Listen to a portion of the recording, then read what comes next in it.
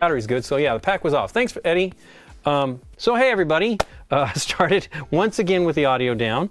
I think I had it on, so maybe I turned it off. I used this pack earlier today, but I put new batteries in, so should be good. Should be good for the couple hours here. We had a good holiday weekend. On New Year's we streamed for nearly 6 hours, which was great. And played a lot of Jackbox, but not nearly as much as I'd hoped. We, first of all, we ran into some technical difficulties with Jackbox, and then I changed the PC that we were using to a wired connection, and that seemed to help a little bit, but it shouldn't have mattered. I'm not really sure. So we're happy that at least finally got a little bit more calm. But the other issue was it took us time to play the game, and then it took a while to give away the prizes. You know, we want to give everybody a shot to do it, so look out for that for next year. If you're at home on New Year's Eve, we'll probably do something similar. But let me cut. I primed a bunch of the Marvel United Spider-Geddon minis. So let's see. Let me get to the right screen here. I probably don't even have to do that. There we go. So I was working on Penny Parker. I like this one. I kind of want to do more highlights. You know, because the shading is even though I did do a little bit of zenithal highlighting with the metallic paint. But I still have to finish Penny. I worked on her hair a little bit on the stream a little over a week ago. Needs some cleanup. I'm okay with edge highlighting, and I was using white, and white is just the bane of my existence. And this is a very good white in my opinion. I was using the Pro Acro white. I've never had as much luck as I have with this one, but you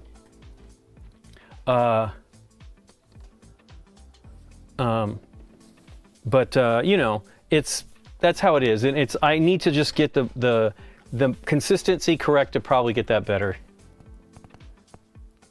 Sorry, messages here. We have so much happening with the house. We had some work on the house for the past 3 months. Should not have taken that long, but hopefully we'll be done by next Tuesday. They say that we might have 2 inspections, which will be a bummer.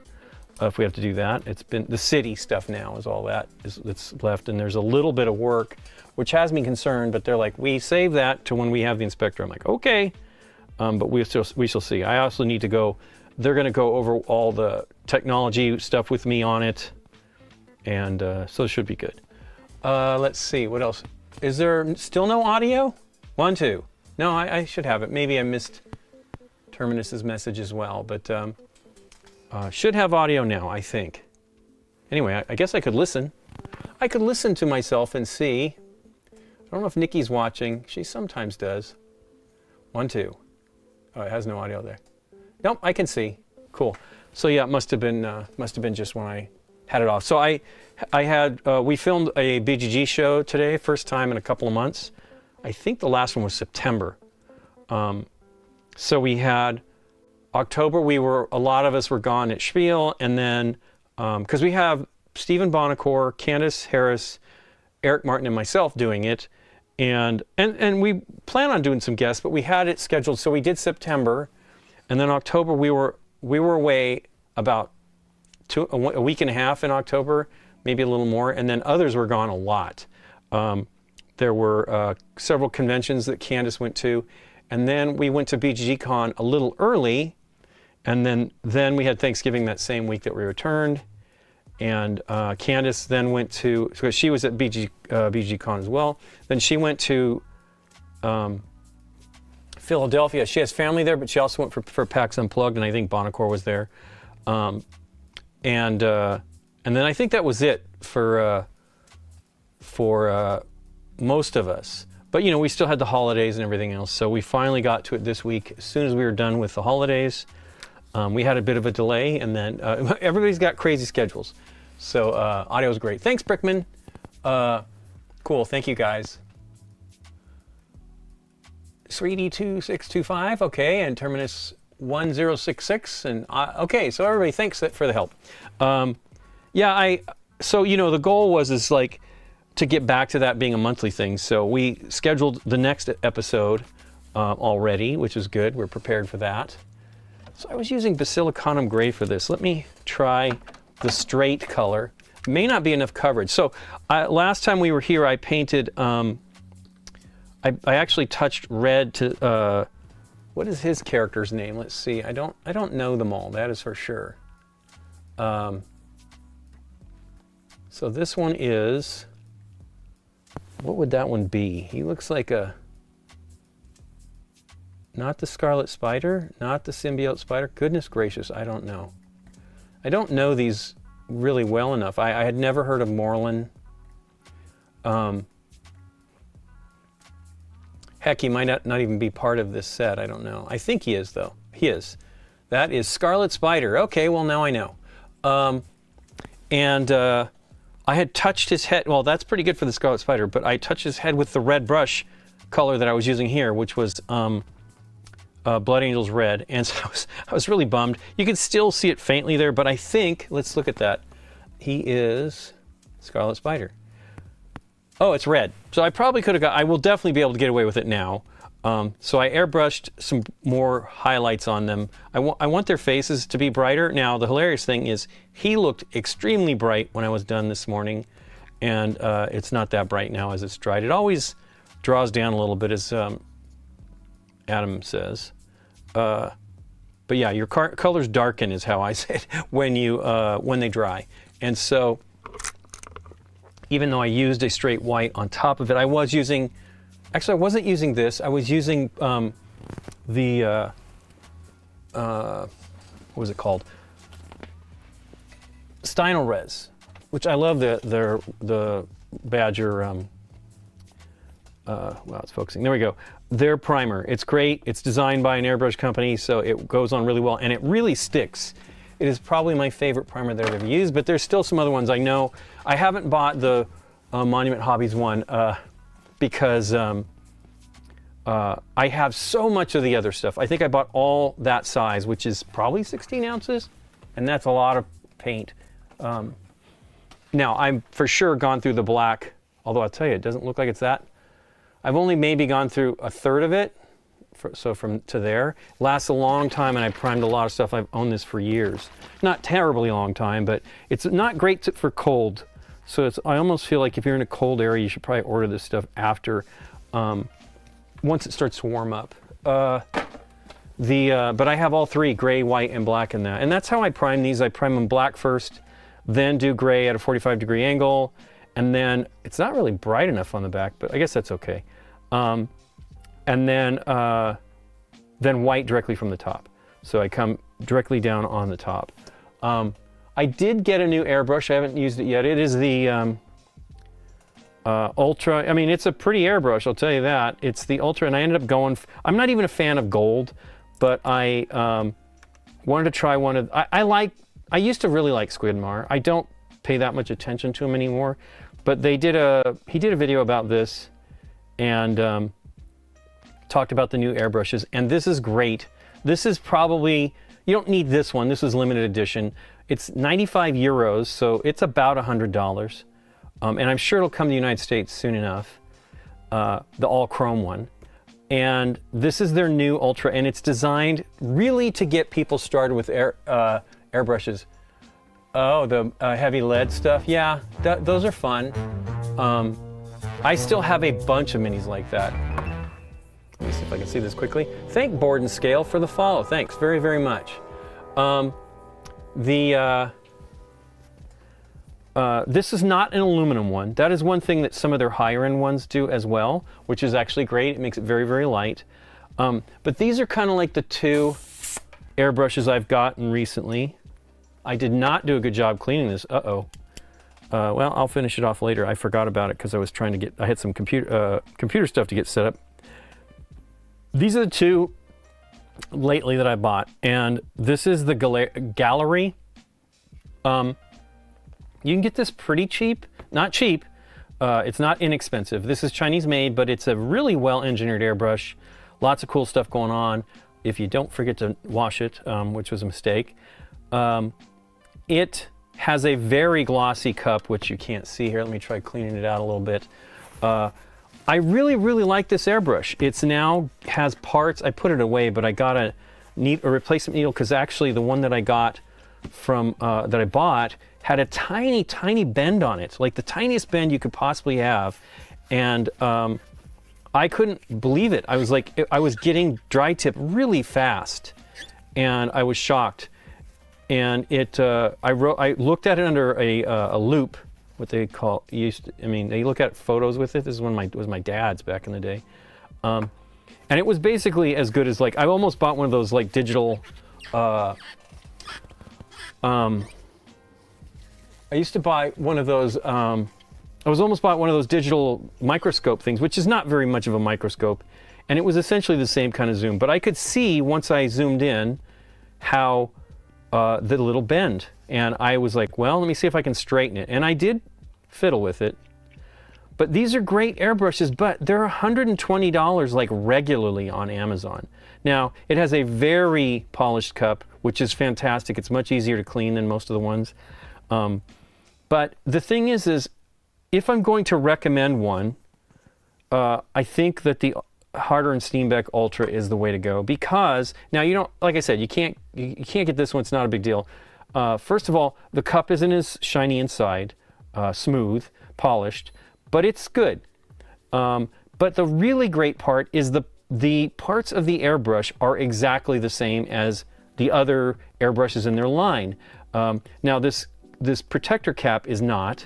That is a different style one than the others. But you can buy the parts. But the great thing is the needle's exactly the same. The nozzle's exactly the same. The trigger mechanism is the same. They have changed things a little bit. Now, the reason why I say this is a great one for a beginner is, number one, it protects the needle very, very well with this. You can easily clean it out with an airbrush, with a paintbrush. Like if you're getting dry tip, you can clean it with a paintbrush, or you can use a Q-tip. But I like that they have all these entry points, but it really protects the needle. Let me pull out the other one that I have. I have two, I almost bought an Evolution back in the day. Evolution's very nice too. I think all their airbrushes are great, but the reason why I think this one's particularly good for beginners, where is that airbrush? It's in here somewhere. I have too many airbrushes, if you can tell. That is not it. That is not it. Where did I put it? Did I put it back in its box? I might have. That would be a pain in the rear. I pulled the other one out and put it in a spot for it. They come with nice cases, but I like everything being in one. That is not where it's at, I don't think. Well, maybe I won't show you. Anyway, they have a very similar trigger. Let me just double check. They all kind of look similar. This one has red on it, so this is it. Why I thought that wasn't it, I don't know. So this is the Infinity CR. These are the top of the line. Now, they are redoing this. They just recently redid this one with a chrome finish. They used to have nickel. Chrome finishes are going to last a lot longer. Nice thing is it has different size cups. So this is the small one. There's actually a little tiny cup that you can put in here, and then you could just put drops of paint in. Now, you could do it without it, but the nice thing is it protects the threads and stuff if you put that little cup in here. But it's all that, like, the trigger is similar. They're about the same. and I think you can use them between the two different lines.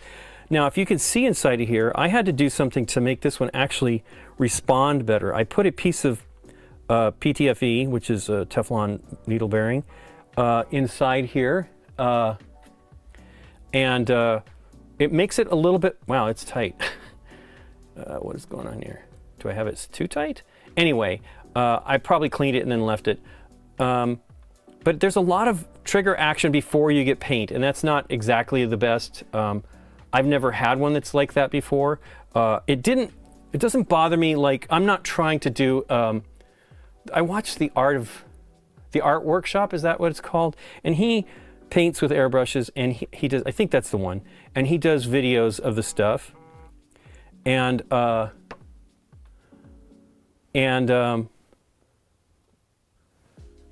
okay, Mike selling his old car.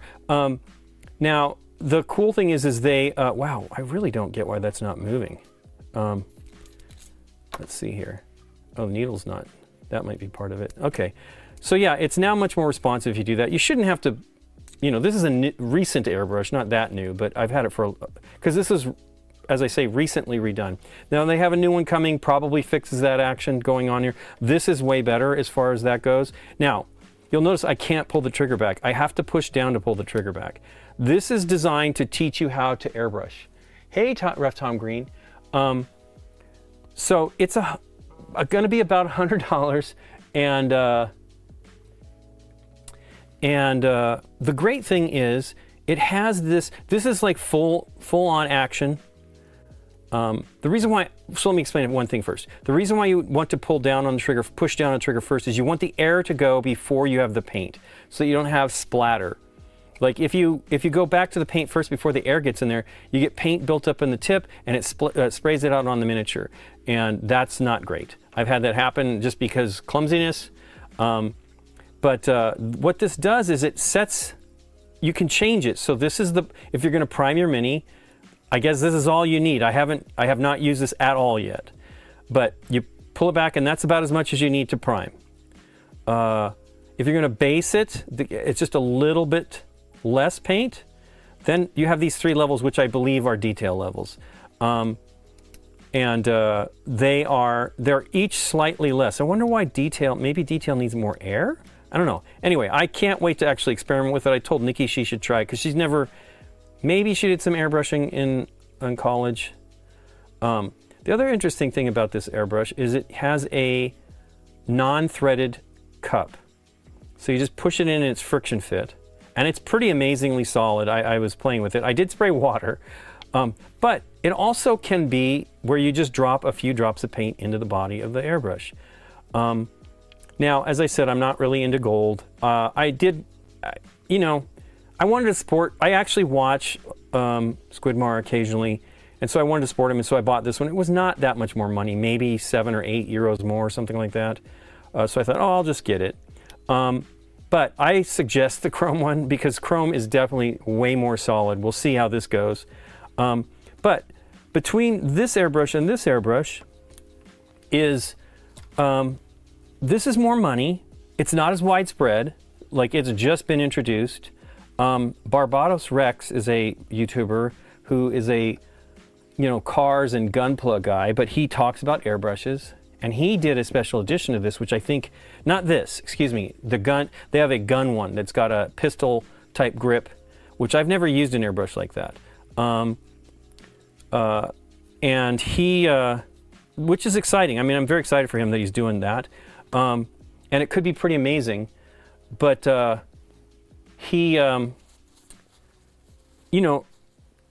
that's cool and everything, and it's a pretty reasonable price when it's on special. He was giving coupons for like the very beginning of that, and maybe he'll do it again.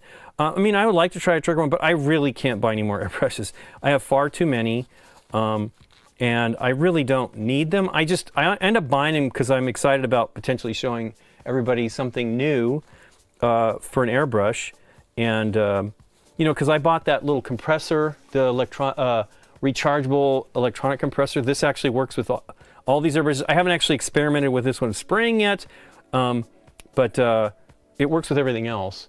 and it means I can go outside really easily. I have compressors, and I have one smaller compressor that I have by the door that I can go outside and then paint. Because I actually prefer to paint outside, but it's been so cold. I have a spray booth here in the studio, so I sprayed those through that, and then I didn't have to wear a mask inside, because you really don't want to spray inside, especially if, like, we have electronics and stuff in here. It's a bad idea, but the little spray booth helps. And that was Master, I think, makes that one, and it's available on Amazon for not terribly high priced. The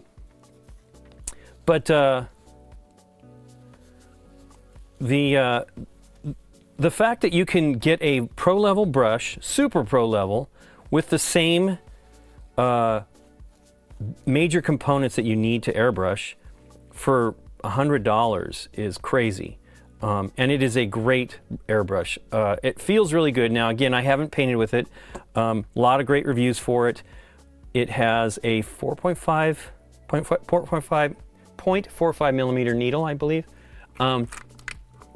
which is very large, sort of, but you don't have to have a fine airbrush needle and nozzle to paint fine. The guy the Art Workshop, I think is his channel. Gosh, I don't know. There's another guy that's great too. That might be that name too. Anyway, I'd hate to get it wrong because he's good. He sounds like he's on the East Coast of the U.S. He reviews just everything. Is very good about getting to it pretty quick and giving his, he's got a very experienced use of airbrushes, and he's a great painter, like a portrait and scenery painter with the airbrush, like does hairline stuff, really, really good. Anyway, he jumped on the new Ultra. He had gotten his, I only got mine like last week. He got his, because he did not buy the special edition one. And the chrome, it really looked good. And I really, really, really love the other Ultra. I mean, not Ultra, Infinity CR. The Evolution is the one my friend Sebastian has. And it's a very nice airbrush, but I don't feel that you have to, you don't have to spend that kind of money. It's probably $150, I guess. And then these are generally over $200, $250, $300, depending on which one you get. There are aluminum ones that I believe are cheaper. More expensive. I'm not a airbrush artist where I feel that that's probably what you want is a light airbrush to handle it. I was getting a cramp in my hand today with this airbrush, so maybe the weight is not always great. And I was airbrushing longer than I probably normally do, because I'm only ever priming, and usually not too many minis. I did a lot today because I was actually trying to get a bunch of minis that I did not put enough highlights on.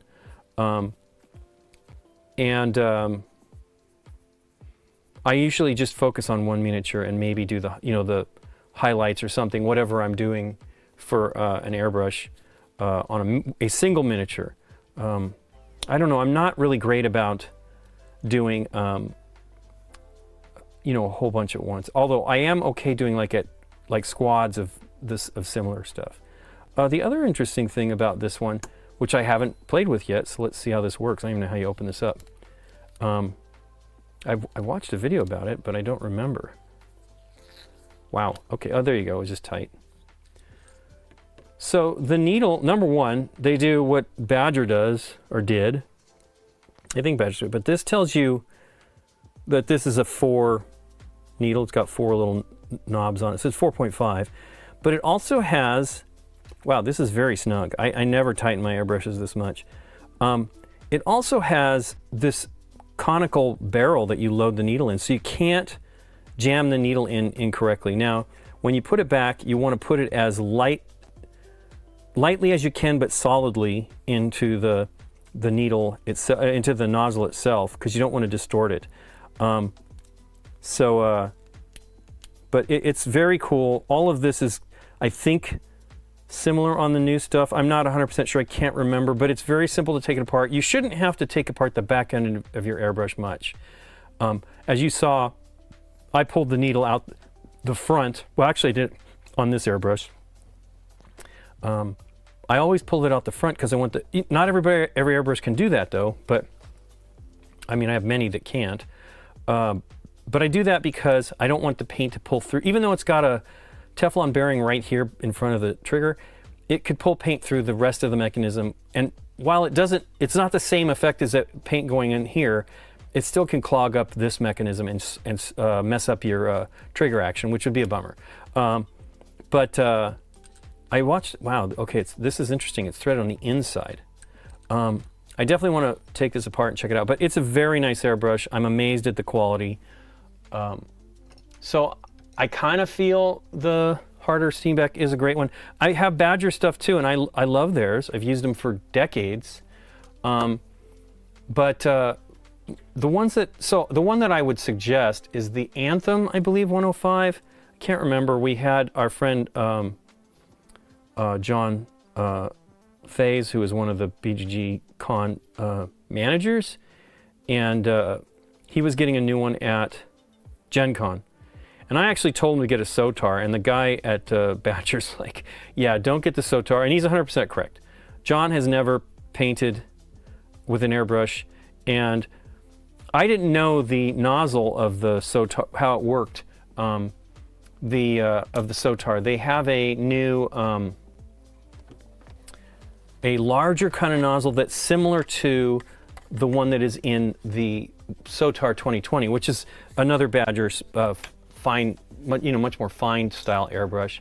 And the new one actually is similar to that, but larger, much larger. So you could actually have no problem using it. And I actually have messed up one of those nozzles once, but it's not easy to do. And if you're careful, you should have no problems with it. Wow, I have a lot of alcohol on this. I don't like to necessarily use alcohol, but these are all Teflon bearings, so it should be pretty good. But yeah, if you use rubber, if you use a lesser, I mean, it's not every airbrush is lesser with a rubber nozzle though, but I feel that the Teflon stuff is way more durable. So I actually haven't cleaned this out completely. Darn it. Really wished I thought about that. I blew it. Anyway, maybe I can put the needle back in and just put a drop of alcohol in there. Now, I believe this airbrush is a lot of Teflon. I know there's some, but I see paint inside the cavity there, so not good. You definitely want to clean it right away. I just had so many things going on, which isn't an excuse. You really should focus only using it when you can focus on it and do it correctly. Yeah, there's a lot of paint on here. Now I sprayed 3 colors. I sprayed black, white, gray, and white. And you also want to be cautious with alcohol around your miniatures because it takes acrylic paint off instantly, very quickly, and so you have a mess. So let me get these out of the way. It would be a bummer. Even the primed ones, you just don't want to mess them up.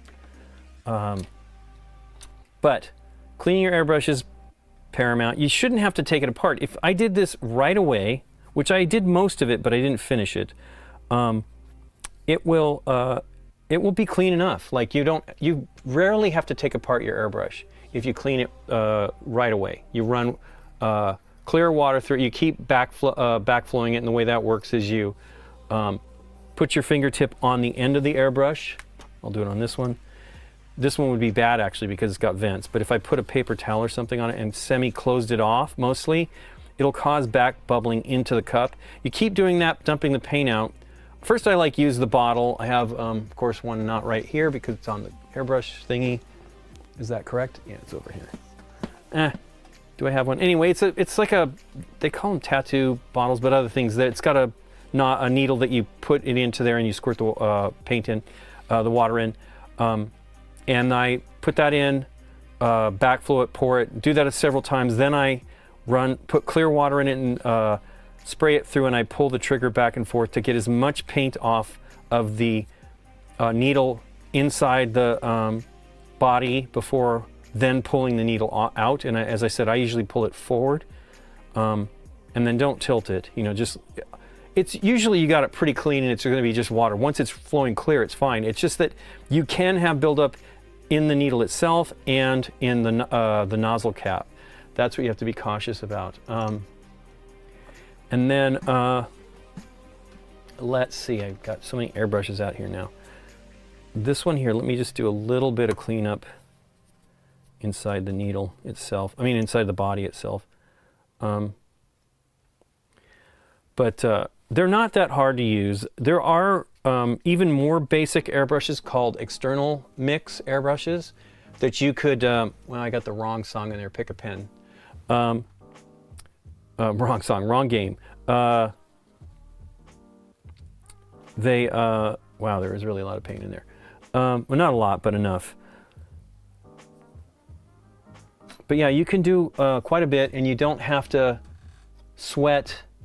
Wow, I should have a funky paintbrush in here to clean some of this. But yeah, the external mix will let you. It does have paint going through part of it, but there's no, when the air and the paint mix, it's all outside of the airbrush. I mean, ultimately it is kind of the same here. It's right at the very tip that the paint and the air mix, and that's where you would get a lot of, you know, that's where you get your atomization. Okay, well, I'm gonna go with what do we got here, although there is some paint in here. But I really like this new, the gallery one. I just don't know that I can recommend it completely to a new painter. They also have a $40 or $50 airbrush that's almost exactly the same as this airbrush. This one gives you 2 needles and nozzles. But they're basic, the next one down only gives you 1. So, I think it gives you the right one for a beginner painter. So you could get by with one of those, and they will be selling. I mean, as I said, I already got a needle, and they sent it to me in the retail packaging. So it is going to be available, and that may be the way to go too. You know, it's only $50. But I also feel you shouldn't. So, you know, that compressor I showed a little bit ago, the battery powered one, that one is like 50, 60, I think I got it for $59 on sale. So if you wait around, you might be able to get a good deal from Amazon. But again, I think it uses kind of standard parts for its airbrush, semi-standard. It's a Chinese manufacturer as well, but it's more generic. But it's a good way to get started. So that if you're going to just prime, and you could do some detail work and stuff like that, but I think your best bet is going to be getting a better airbrush as you go along. But the other thing is maybe one part of that is it makes sure that you know that you are going to like what you're doing. I mean, not everybody is an airbrusher. I've done it forever. My parents bought me one when I was a teenager, maybe even a preteen. My mom couldn't really remember all of that. I was talking to her about it recently. It was probably my dad that had suggested that. But I was really glad because I really learned a lot. I became the airbrush guy at school, in high school and college. So a lot of people came to me to help them with the project that they were going to airbrush stuff on. And it was fun. And it's good to maybe get going on the right thing, but at the same time, don't spend a lot of money on something, number one, unless you think you could resell it if you don't like it. If you're into painting miniatures, though, at a minimum, priming the miniature with the airbrush is way better than spray can. There's nothing terribly wrong with spray can. The issue is that you know, it's kind of wasteful and it's not cheap. A few cans of paint, of good paint for your miniatures, is going to be the cost of a basic airbrush, and a few more cans is going to be the cost of a big airbrush. The other issue is a can is air. You can buy compressed air cans that have a connection for them. I've used those on somebody else's thing. Hey, thanks Card Kata for the follow. I've used it on. Wow, this is really a lot of alcohol. I've used it on somebody else's project that had that, and I just brought my airbrush over. I used to use compressed CO2 in a bottle, you know, like a small bottle that was like a diver's tank kind of a thing. Not really, but and that was cool. But the issue was just going and get it refilled. And the reality is it's not really expensive to get a decent compressor nowadays. I saw somebody had a list of stuff recently, and they had some good suggestions for compressors, which, you know, it's worth thinking about it. And again, there are some that you can get that will be just right for as much as you might need it. This little one seems good so far. I've used it quite a few times. The little battery-powered rechargeable one. It does not have a tremendous amount of pressure. It claims 30 psi or something like that. Wow, that's a lot of paint in there. I know you probably can't see that, but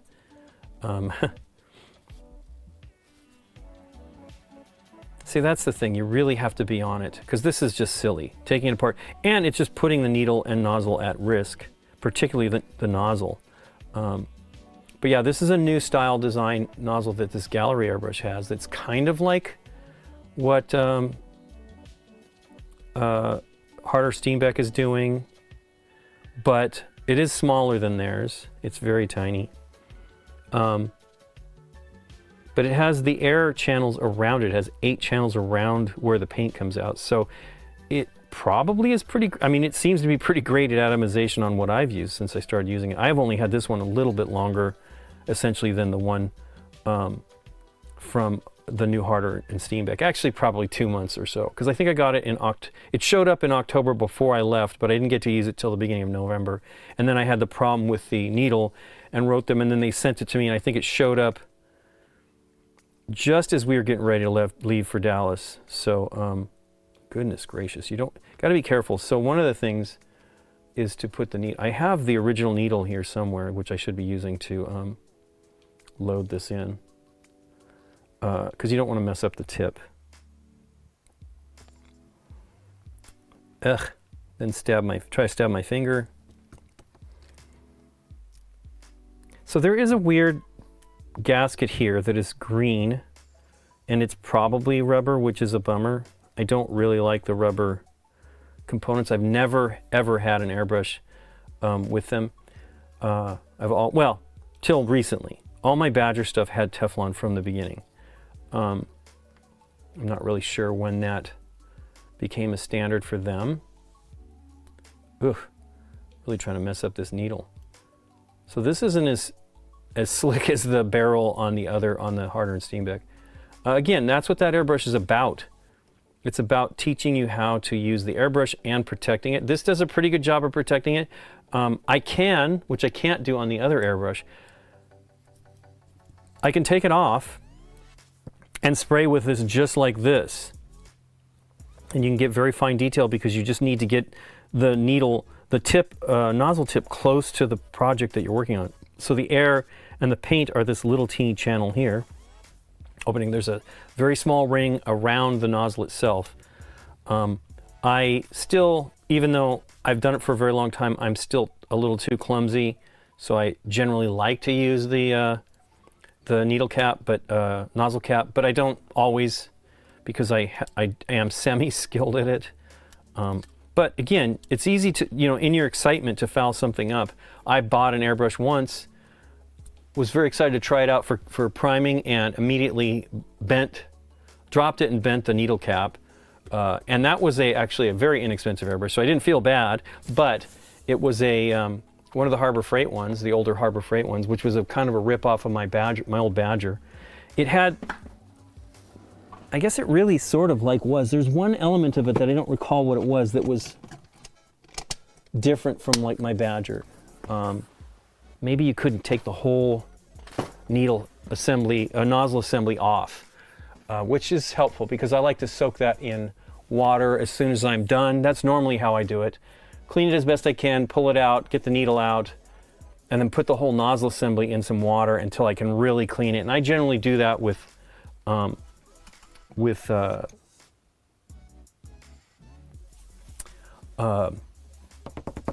generally do that with paper towels.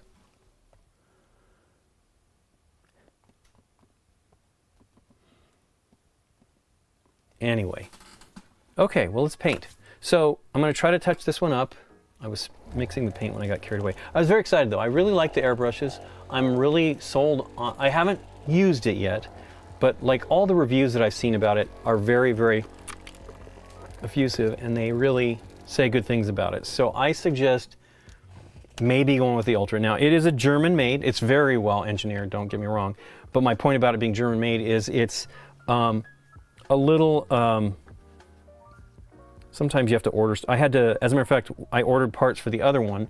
I didn't need any replacement parts, but I bought all of the needles and nozzles that I would need for my Infinity. This was even before I bought the new Ultra. I think I bought it a week or two after I got back. After I had I cleaned up my friend Sebastian's.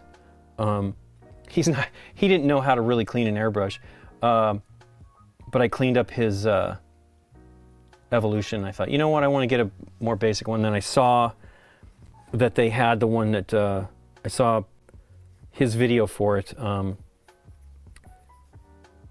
Squidmar. And I thought, you know what? Now, I don't know that he really needs my financial support. His channel is doing very, very well. But I'd never been on a Patreon for him or anything like that. And I generally will back the folks that I watch somehow. I have been backing Adam, Smasher of Tabletop Minions, for a long time. And he's actually now involved with Army Painter, which is he had told me about this months ago, and I thought maybe I misunderstood or like the level of what he was going to be doing, but it was announced that he is part of their team and factory team, I think they said. And I'm very excited about that because he has been saying very good things about those paints. Before I think this came along, he was telling me that the new paint line was coming. And I probably haven't mentioned it. There's a new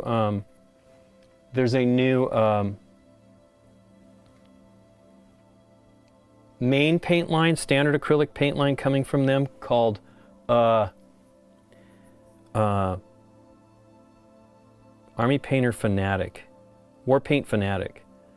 And it's like way more, like they're making some leaps on paints, which I hope some of the other manufacturers will come up with, will follow.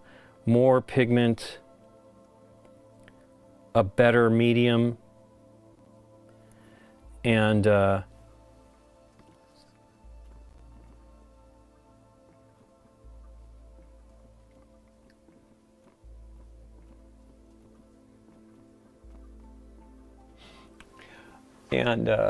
they look great. And the other great thing about it, so I think I talked about this on the stream the last time I painted, or one of the recent times I painted.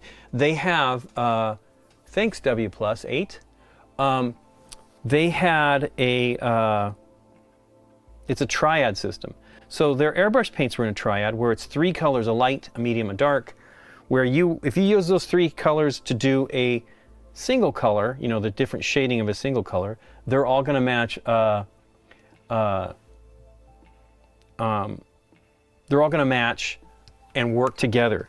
The new system is 6 colors in the triad. So you can choose 1, 2, 3, 2, 3, 4, 3, 4, 5, 4, 5, 6. And probably skip some if you want, but it might be too intensive a shift for shading. I maybe should do the tie. Her tie is black, but I kind of don't. I guess it's traditionally black. Maybe I'll do some highlights. That's going to be a challenge, I think.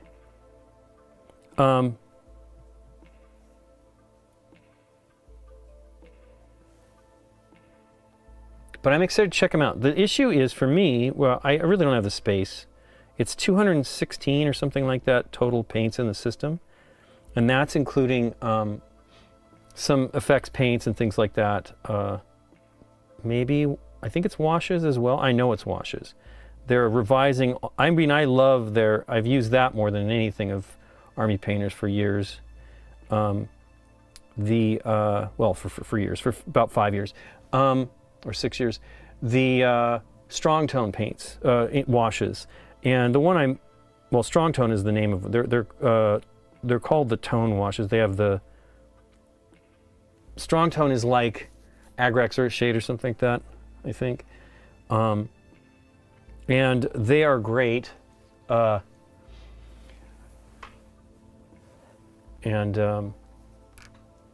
the new ones have more colors. They've maybe not more colors, but more of the same, as far as making sure that you have something to match, I guess, the system that they're doing now. I don't even know if that's really true, because they might be. I'm trying to find the flesh shade. It's always at the back. Yeah, Gilliman Flesh. I have alcohol here, which is a little nervous. But I'm excited to check them out. The issue for me, though, the other is it's a lot of paints. Number two, it's 6 paints per color. So they all work together, but it means divide the number of total acrylics by 6, the standard acrylics, and that means you have a lot less. I imagine it's got to be, he got everything in a box, so it's 160 paints. Like he didn't get any of the special paints initially. And so 156 or something like that. So it's basically, if I do 156 divided by 6, it's 26 different colors. That's not a terrible thing, but, because, you know, I'm wondering, like, GW has a lot of colors in their contrast paints. And that's contrast paints versus standard acrylics. That match what you might want for your army, right? They're colors that you would expect from your army. What was I using for this blue? Ugh.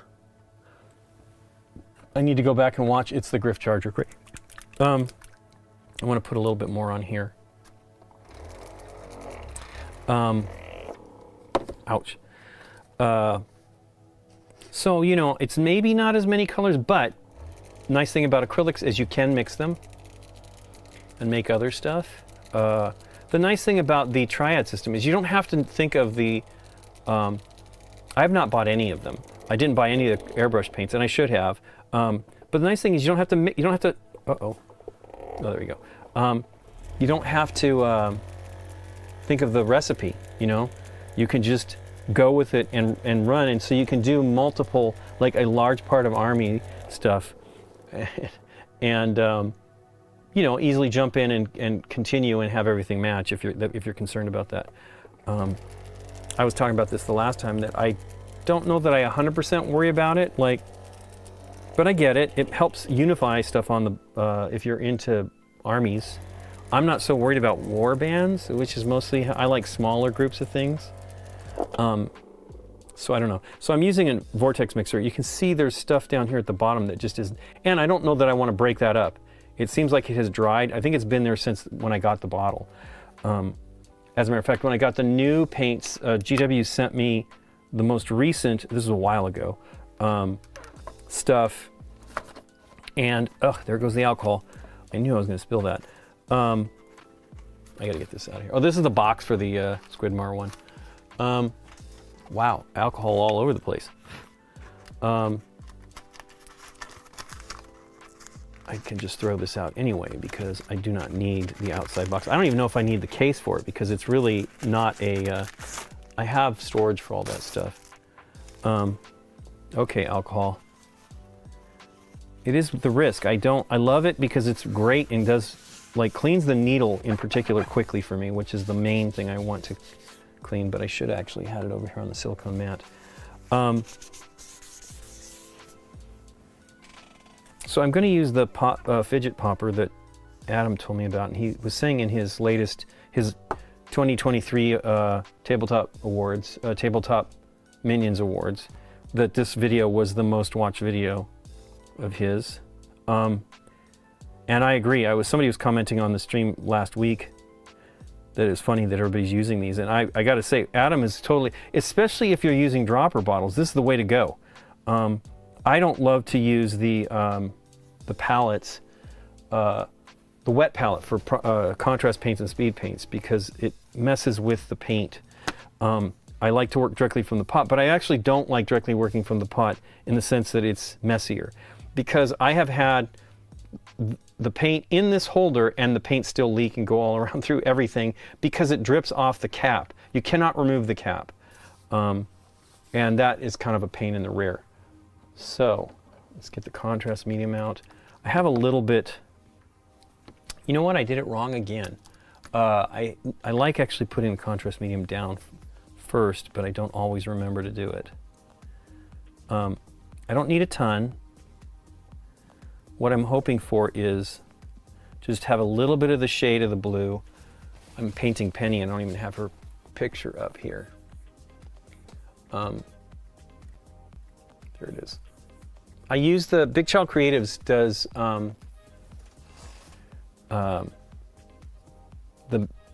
I think they design the minis and they paint them during the campaign, and I love their paint jobs, but I don't know Marvel stuff well enough to make a big difference on it, so I just let it I just let them do it. I don't Scott got Aldi got a reference book of Marvel characters so that you could look at them for color reference if you want. You know, since these are actually existing characters that have like some lore and all that stuff, so I like to just go with that. When it comes to like an army or something like that, I'm more than eager to go ahead and just do what I see in my head. I was painting those Hearthkin Votan units, and I had seen something, I think maybe that was GW related, where they were orange. The armor was painted orange, and I just go, I want to do that. And then I decided to use a blue, and I do not remember. I think let's see. Oh yeah, I use like Aethermatic, what do they call it? Aethermatic. It's maybe green, but it's really a blue. Nope, Aethermatic blue, but I like that one. There's another one that's a green, but it isn't really a green, it's a blue. But I really like this, you know, and this was very quick. I did it at a games day, a paint day in Bonn, Germany, and had a really good time. You know, it was really awesome because they paint as a group. There was like 10 or 12 people painting, and it was awesome. And crocheting, that seems right. And Annie was there and she was doing something, but I don't think it was that. Anyway, so that's enough blue for that, I think. So let's put a look. If you look at her picture, her hair has some blue. So I'm going to just put that over the white. Hopefully that black I put on is dried enough. It'll bring down the intensity of the white highlight, which I should have. I often will put that highlight on the edges of the hair before I put the color over it, so that it will be the red color, and then maybe come through with a little bit later to brighten the highlight up even more. But I did not on this one. I was actually really disturbed by the barrette here. I don't know that it's a barrette, but it looks like one, and I looked at so the painting for the Penny Parker does not have it, but if you look at the end results, they have this barrette, and I thought, is that a piece, you know, because it didn't bother me. I'm like, oh, barrette. And then when I was looking at the actual the painted mini to do this, I'm like, wait a second, what's that? Is that a piece of plastic that was stuck on there? You know, and I'm like, it's molded. It's absolutely too detailed to be molded. And I saw the picture, and it was absolutely part of the miniature now. And maybe that's something that they had in the character. I don't know. Very cool. Now I got her face wet, so I have to wait before I put on the contrast paint. But that's fine because I have the head that's got the blue on it. Now it really is not a good edge highlight that I did there, but it'll be fine. Happy Thursday to you too, Circe Android. I'm happy that it's Thursday. I mean, we have, I don't know, we have some things that are going on this weekend, and then next week we have a BGG meeting where then I have to have the inspector over, so I'm probably not going to be able to be involved in the whole BGG meeting, which is terrible because the same type of thing happened last time. I think it was the doctor the last time. I can't remember. I always end up having around the first of the year doctor visits, and maybe my mom's doctor visits. I see like silver through that red there. It's really not that big of a deal. So what I may end up doing is, so if you, I can't really show you, but there's some highlights where they were using a white highlight that's airbrushed on, I believe. And maybe I'll do something like that, but I also, wow, the gold is coming off. Or it's just peeking through the, I used a medium. I was putting everything away. It's not put away though. I used a metallic medium that is very bright. Here it is. And I use it as the highlight on silvers. And I decided to line because I airbrushed this and it was a little too dark for the yellow. And so I put before, well, sort of after too, because I was experimenting. I put this highlight silver on, and then came back. You know what? I might have tried to paint a little bit of a highlight. It's been a couple weeks now since I worked on this, since I worked on that part of it. So yeah, I might have done something like that. The great thing about this fidget popper is these, once they dry, this stuff just pops right out, particularly the standard acrylics. What products, airbrush painter, would you recommend for people just starting out? Hey, Love Megs. Thanks for the chat, too. So I don't recommend buying a full-on set of stuff. Now, I love the contrast paints. I've been using them now for 5 years, I think, or 4 years. Can't remember, I think it was 2019. Summer of 2019. I really love their paints. I think they're great. Army Painter has let me show you. I think I have something here. I do have two. Army Painter has their speed paints. I have one of them. It is the orange here. I got it because this is the orange I used here. My friends, I of course had no paints with me when I was in Germany. So I used what my friend had, and he had no orange, but he had the Aethermatic blue. And then a lady that was painting minis there that day, had this paint. Now I think she had the original, not 2.0, but the color should be similar. And I really like this paint too. These are a little bit less expensive, and well, a lot less expensive, because these, I think they're still $7.80 for 18 milliliters, and I think these are, no, these are 18 milliliters as well. So 18 milliliters in here, but they're like $4 something for a bottle, $4.50 or something like that.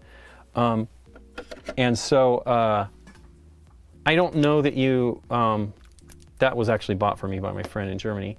So I don't, the one I didn't get, I painted the gun in a different kind of blue, and I could probably use this blue and not worry about it. This was the Griff Charger, and lighten it up.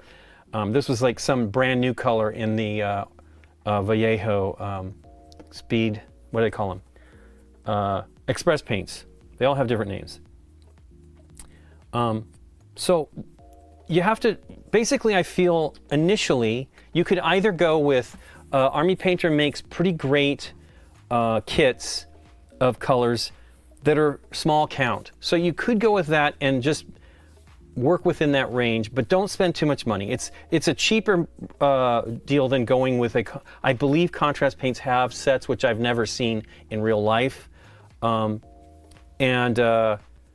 Get those, and then I believe that I love these. These are Saks brushes. I got them from School Specialty, so I got like over here. I got like 6 brushes for around $6. I really like 0 1s and 2s for painting, but these 2s are basically the same as these. Is this a 4 or a 3? So yeah, that's the other thing. Don't trust the sizes. I feel that these are very similar. This is a 4 from Royal and Langnickel. Now, this is an overkill kind of a thing. I bought a whole tube of these for around $30, so really cheap. The bulk of them are okay. Now, a lot of people tell you to buy sable brushes, and I do love sable brushes, but if you're starting out, you're just going to mess up an expensive brush, especially if you go with Winsor Newton, which are some of the best brushes. I have like the miniature brushes, which have shorter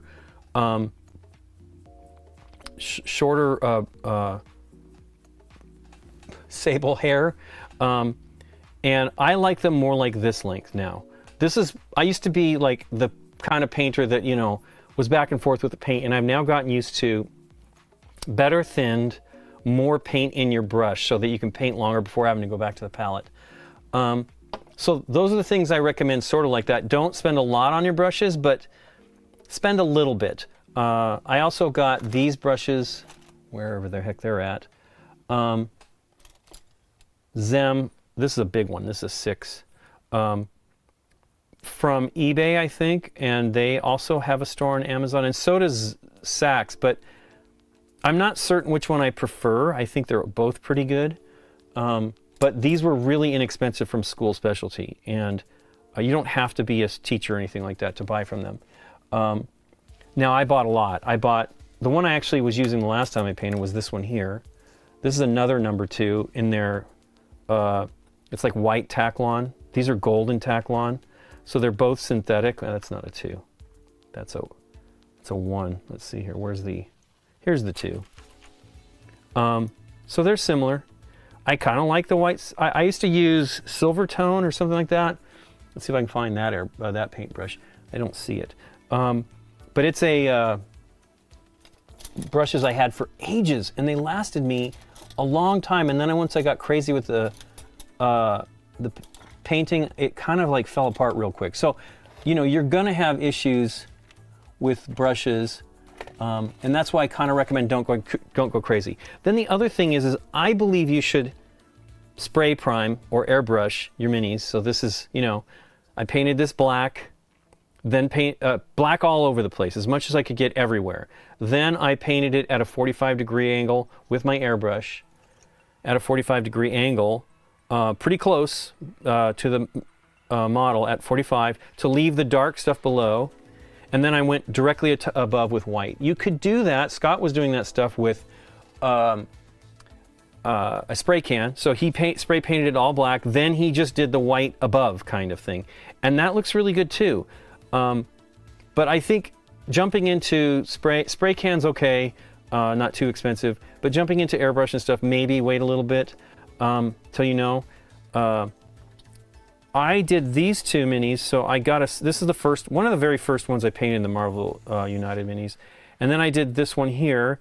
I got a second set, and I dry brushed this, and I really like how the dry brush came out. I might have come back. I don't think I did, though. I think that this was so bright that it came out light. I actually really like this one. The face is a little bit less, you know, it's a little pixely looking. I am almost 100% certain I came back and ended up just painting this white, and then putting the Gilliman flesh over it. Because I might have used, so this is the flesh color I'm using, and it's very dark. I don't think I have one of the dark ones, but I did like Shuri and Nick Fury, and those are darker skins, and it's exactly the same paint. You just use the contrast medium to thin it so it becomes lighter. It's really fantastic. And I'm sure they actually have a lot of flesh tones in the speed paints as well, but remember, you can use the medium. They actually have speed paint medium as well as the contrast, technical contrast medium. I don't remember what this costs. It's not terribly expensive, but I really like how this turned out. I actually kind of like her hair. This is before I started highlighting the hair before the paint job. I would show you the other minis, but they are in the other room. Hey, I didn't paint her eyebrows, but I did on this one. Now I want to know if I should do that. I already clear coated this with a varnish. But dry brushing, the way it works is you paint it all black, and then you just dry brush with a larger brush. I use when I was doing this, I used, actually I'm not 100% sure. I think I was using one of these Army Painter dry brushes, but I use makeup brushes. This is an eye contour brush that costs a couple dollars. It's from Elf. I think we got this at Target.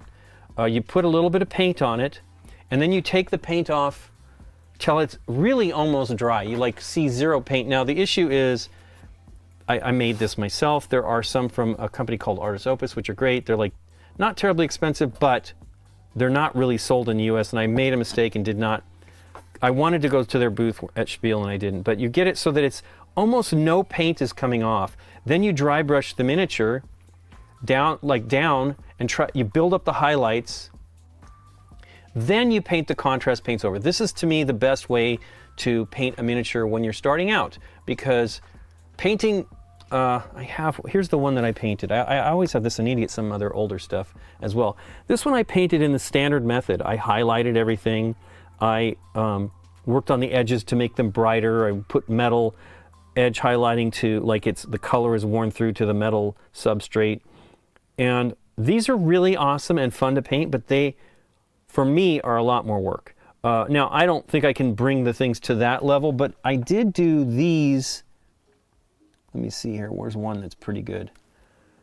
These were done with the contrast paints, except for the metallics. This was a standard metallic gold. I believe either this was Retributor Armor, which is a contrast paint, or Shining Gold from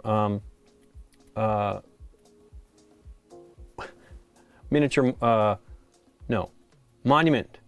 Pro Acryl Monument Hobbies. I want to say Miniature Market. They're both very similar golds, and I really love them. But this turned out really good. Now again, I airbrushed this to do the zenithal highlight. Then I just painted. So when you do contrast paints, you just paint them over there thick and let them settle in. And some of that, when you do the zenithal highlighting, is the way to bring that out. Now, here's another one. This one I primed the whole thing white, and that's what this color is here, with some shades on it. But the rest of this, I just painted everything with a single coat, basically, of the color. This Wildwood is the brown. It's very dark. Then I did like a shading with this. So this was white before I painted the color. That's what contrast paints do. And they settle into the grooves, and so that it looks like highlighting and stuff. It's pretty awesome. But I think I prefer the zenithal. It is not what Games Workshop recommends, but I don't know. I did dragons, which I think you can see on our YouTube channel, for Flamecraft last year, and I did this same method, and I was painting. I did like 2 or 3 minis, 2.5 minis or so in an hour and a half, and I think that they turn out great. So now those were airbrushed as well. But dry brushing is not a bad way to get started, and I think you get really fantastic results. They both look really good, and they're just different, right? So it's up to you, but don't go crazy. Don't spend too much on paints. Get a good white. White is my least favorite paint, but this is about the best one I've ever used. I mean, it is the best one I've ever used. I've never tried using artist acrylics on miniatures. I have used some paints, but I never used the white. For me, they get chalky, and when you do the dry brushing, they really get chalky. So Artist Opus has lots of videos on YouTube where they do something where there's like a little pad with moisture in it, and you stick it in there first, then you put the paint on the brush, and then you bring it down to where there's not a lot. Now, they do something else that's kind of like a wet dry brush, which I'm not sure about. I've never ever done that kind of style. But what it does do, if you have it a little tiny bit damp before you do the paint, and then so to get it out, you just basically get the paint out by going in one direction. You can do it on tissue, or like paper towels, which I recommend. But this is what Artist Opus does. They have I would really like to try their board. It's very similar to what this is. These are Catan tiles that I laser cut on a piece of MDF, and you can tell when it starts to get light. You really want it to be very, very faint. Then you put it on the miniature, and you just build it up, and you keep doing that and adding a little bit to it. But it's a great way to get started without spending too much money, especially when you can buy one of these for $3. Now, I bought all 3 of the brushes from Army Painter for $20 or $18. I see 2 of them here. I don't see the other one. Oh, there it is. So these are the 3 that come with it. I will tell you, they're okay. I feel like these are a little bit better. So these are the 2 that I have from Elf. I've used this one many more times than any of the other ones, and it's still clean. But look at that. I don't know if you can see it, but there's a cloud of dust. So that's from the paint. So you can't really wash these, any of these, because the ferrules don't really hold. It's basically glue holding these in place. So you have to like get it damp and then clean it off as best as you can so that it doesn't affect your other paint jobs. But those are inexpensive, a lot less money than an airbrush, and it gets you started. And if you really love it, then you can spend some money on getting an airbrush. So get those things. Paint some relatively inexpensive airbrushes, paint brushes. I think the 0, 1, and 2s are pretty solid, especially like in this type of line. I really like these Royal & Langnickel. I got them for as cheap as like 144 brushes for as little as $30 or $32, and as much as 40 something dollars. I bought 2 tubes of them. I still have the other tube completely untouched. But they're pretty good. The downer is it might be 1s, 2s, 3s, and 1, 2, 3. It's probably 1, 2, 3, 4, 5, 6. The 1s and 2s are not great. This is, I think these ones from Saks are better. This is a 0, and this is a 2. This is a, I can't read it. Oh no, there it is. This is a 1. It's okay. It's the bristles are a little too short for me. And it doesn't come to much of a point. The 2s, what color are the 2s? Are the 2s yellow? Yes, they are. So once again, a little short, doesn't come to that much of a point. It's okay, but I really like a sharp point. Thanks so much for the story thus far. Anyway, and you can do, I don't mean to say anyway to your comment. I mean, anyway, getting back to this. They're nice, but I think the 3, 4, 5, and 6s are the best brushes in these sets. I will use these 1s and 2s for other things, maybe dry brushing, stuff like that, or painting bases. So one of the things you really want to do is not poke the brushes too much, the bristles into things. When you're doing bases, you tend to do a lot more of poking it in there, and you will quickly develop a curl on the tip. I'm sure I can show you something with a bit of a curl. So this is an earlier one.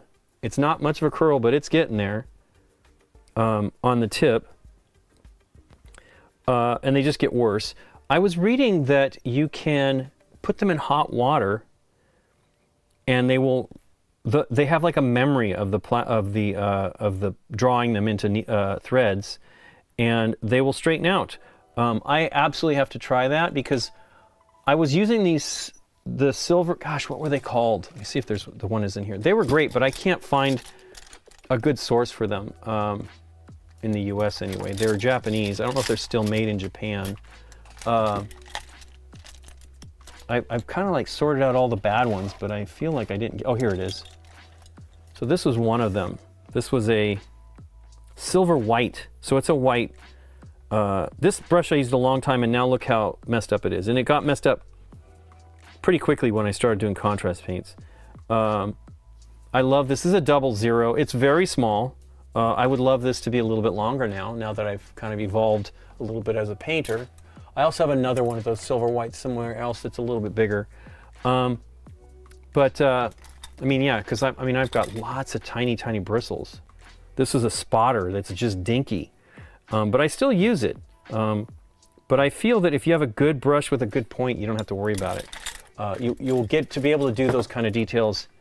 Again, that's a skill thing as you get a little bit better. So I was going to do the flesh. And it's dry by now. Let's see how that looks. It has made her hair flatter. It has also brought down the intensity of that edge highlighting that I just did not do that great on anyway. So I will try again later to just pop it out a little bit more. Her face is a little darker than I like to do. other than, because I like the faces to stand out a little bit. That's kind of what you want to focus on, for me anyway. Let's put these other things back. But I really love painting with contrast paints and the speed paints. I find that it's another kind of it's a plus factor. I can actually paint the main color quickly and then come back in and do some other things very, very fast. This was edge highlighting with a fantastic yellow Averland Sunset or something like that. That sounds familiar. I don't have any of that here. That was what I had at my friend's place. But I really loved it, and it turned out to be a pretty good edge highlight. I went kind of crazy with it, so you know. But I love it because it's the contrast to the orange, this really great orange. The funny thing is I didn't think, now they didn't have this color, but I think this is very similar to that color. This is called Gryph-hound Orange. I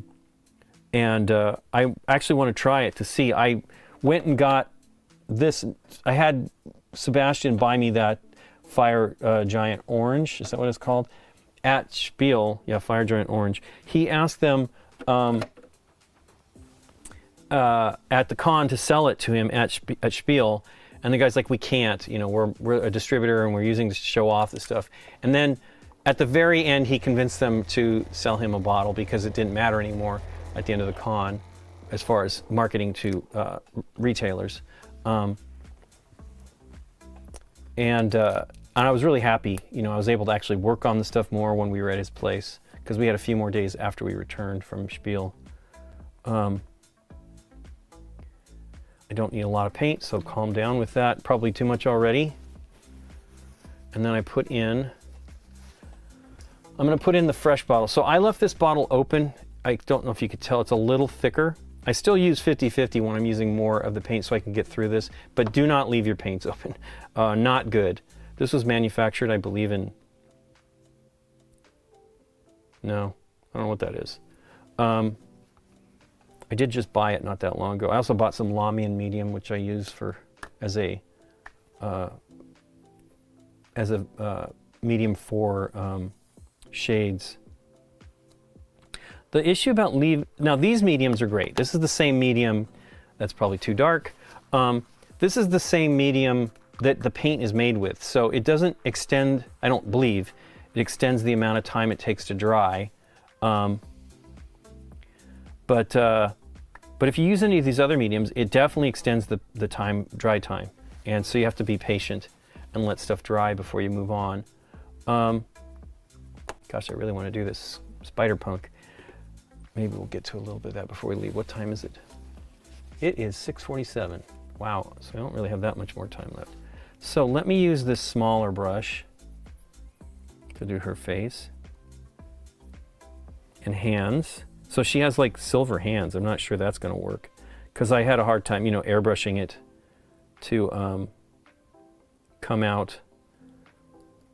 I was doing a pretty decent job of separating the two, but it's still a little bit of overspray of silver. Her boots were very close to the, obviously, and it had a lot of silver on it. But they looked okay once they were painted. Now, I don't know about the hands. Let's see her face and ears here. Now, I think she was Japanese in the character was Japanese in the Spider-Man movie. So maybe she'd be a little darker skin, but I see plenty of Japanese folks that have pale skin too. Now this is too thin, but it's too light, so it's going to take a few coats to build up the color that I would want. Again, you can't see it, of course, out of focus here. Let's get this to focus. You have to be patient because what happens when you paint this paint is it starts to gel as it dries, and if you touch it too soon, it will just tear the film that you're building on here. And so you have to be patient. So this sucks. I have to be really patient on this. See if I can get all of the stuff painted here. It'll be light enough. I just like the faces to really poke. I actually brightened up the face on this mech, and it actually shows, although the legs look great too. I don't know, I think this is a little too dark since it would have direct sunlight theoretically coming down directly on it. Plus, I almost feel like I need to airbrush something here for this, to make this more, because it seems like kind of like Iron Man arc reactor kind of stuff going on there.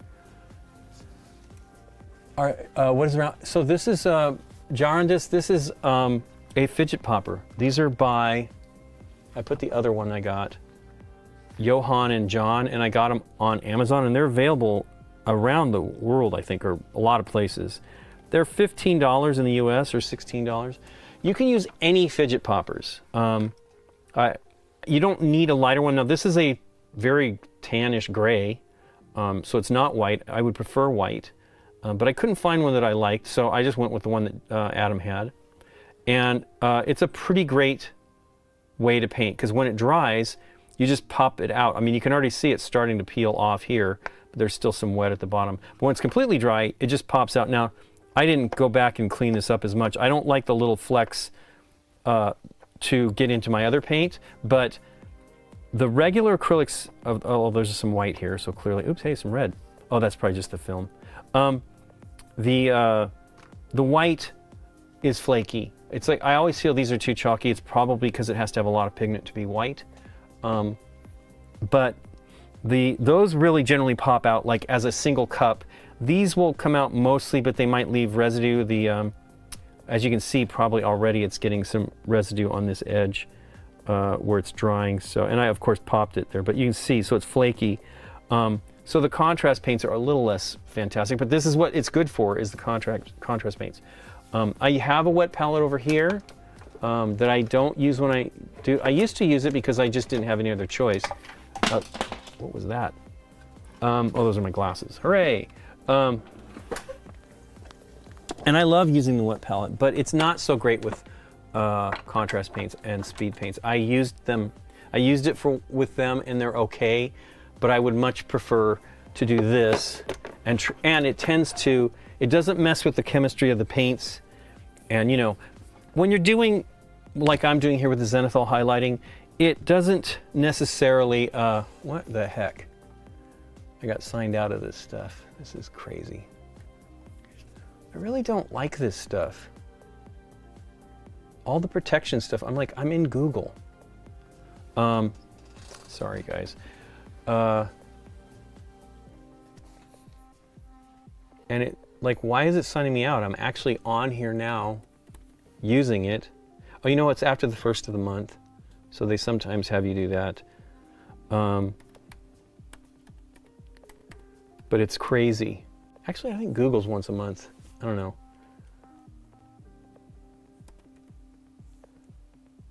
I can't even remember now. Oh yeah, that's right. I have a very long password.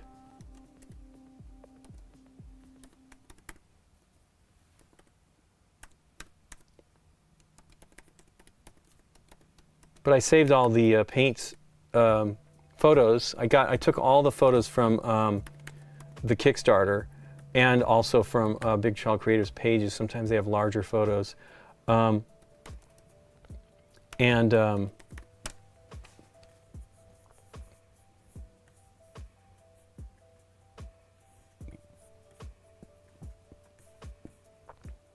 Save them so that I can use them as reference.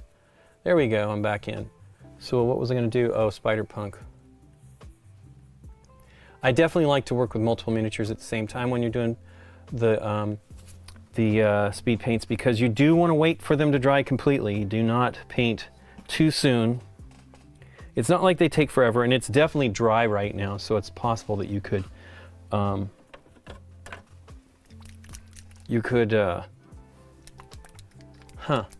So they did a really lot of shading on it. It's very nice.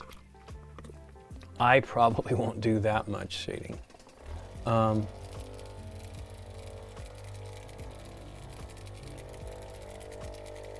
Interesting. So the one other thing that I haven't tried yet is speed paints have a new metallic line. Don't love on a wet palette either. Oh, cool, Jarandis, it works great. February 22nd of 22. Okay, thanks for ice fishing. I wished I had changed the Nightbot. I'm not good at remembering that. Thanks to Derek when we do our other streams. I try to remember to do it. When we set up for our live streams with for GameNight, make an effort to do as much of it as I can so that I get better at, what was it that fell? Was it glasses? Oh, it was these glasses, not my regular glasses. So I can just keep it in my brain. I don't want to leave it too much where Derek loses it but he does a lot more streaming than I do. I do really like using the contrast paints though, and I would love to try more of the speed paints. I will. I'm trying not to buy paints. That's the downer. I don't have a tremendous amount of standard acrylics anymore. I had stuff that was pretty good, but a friend of ours' daughter and her significant other were painting stuff, and I was like, well, I have a lot of this.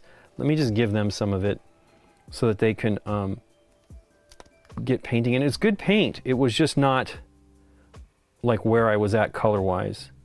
And I would think it was 70-some paints or something like that.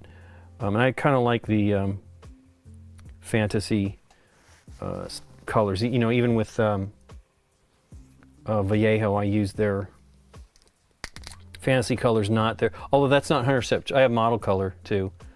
Like I said, I always buy, like, I love this pink here, Warlock purple, even though it's pink to me. And I keep looking for that, and I buy the pink from every company, and it's never what I want. I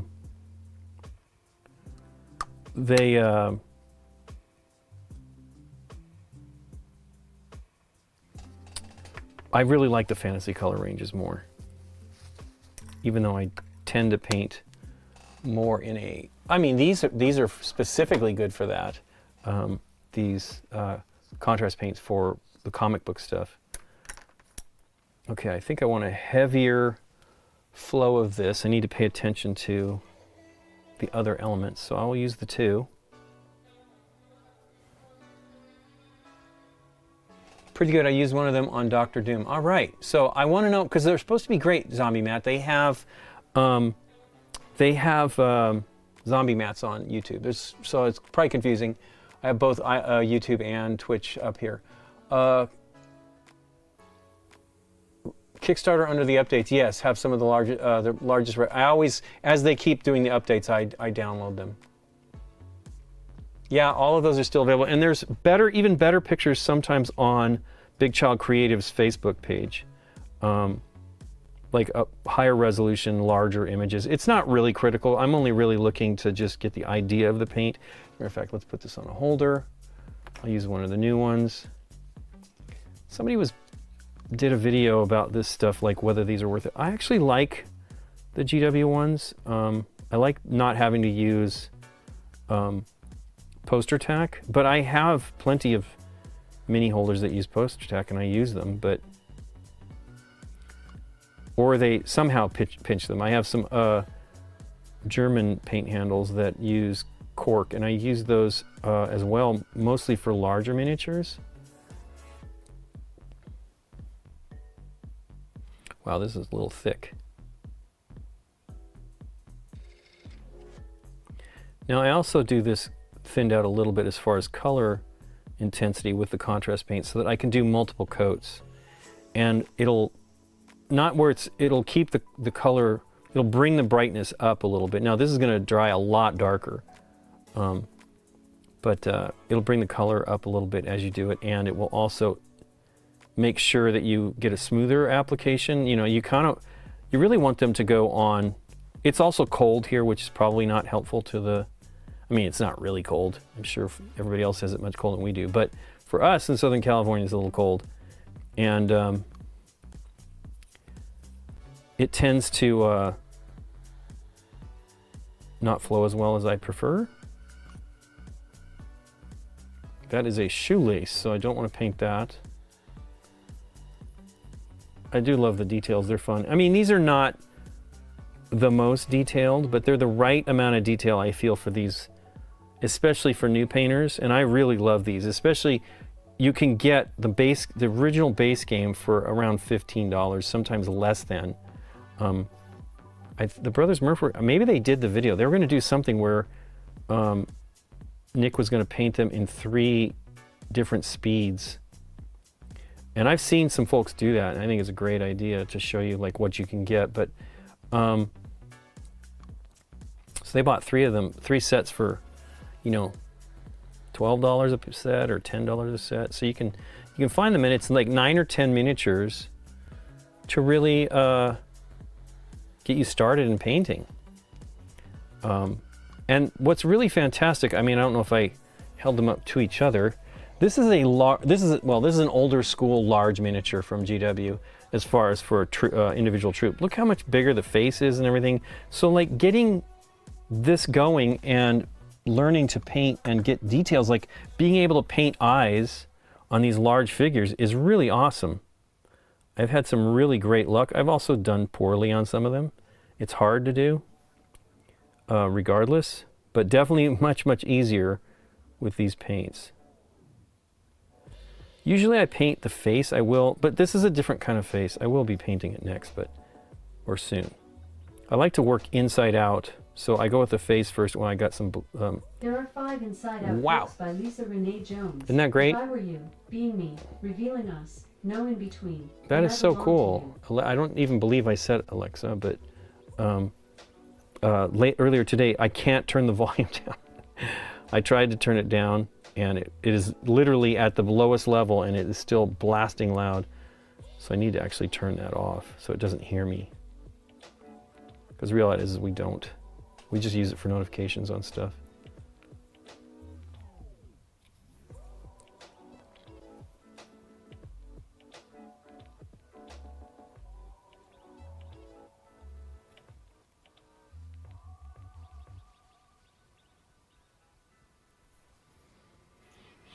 Cool.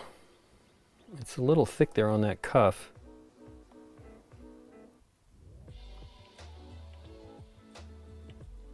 Again, you don't want to fiddle with it too much once it starts to gel up.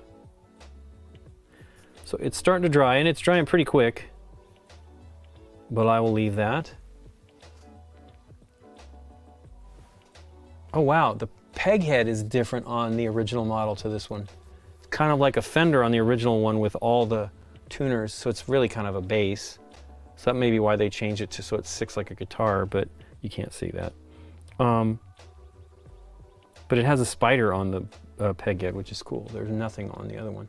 So these ones that they do in the Kickstarter are 3D printed. Oh, nice. Some references from last year's Nova giveaway. I would love to go to a miniature. You know, I'd like to go to the Nova Open or Las Vegas Open.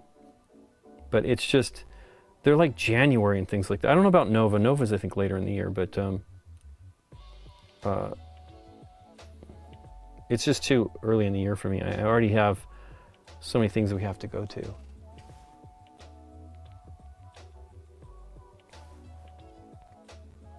Interesting.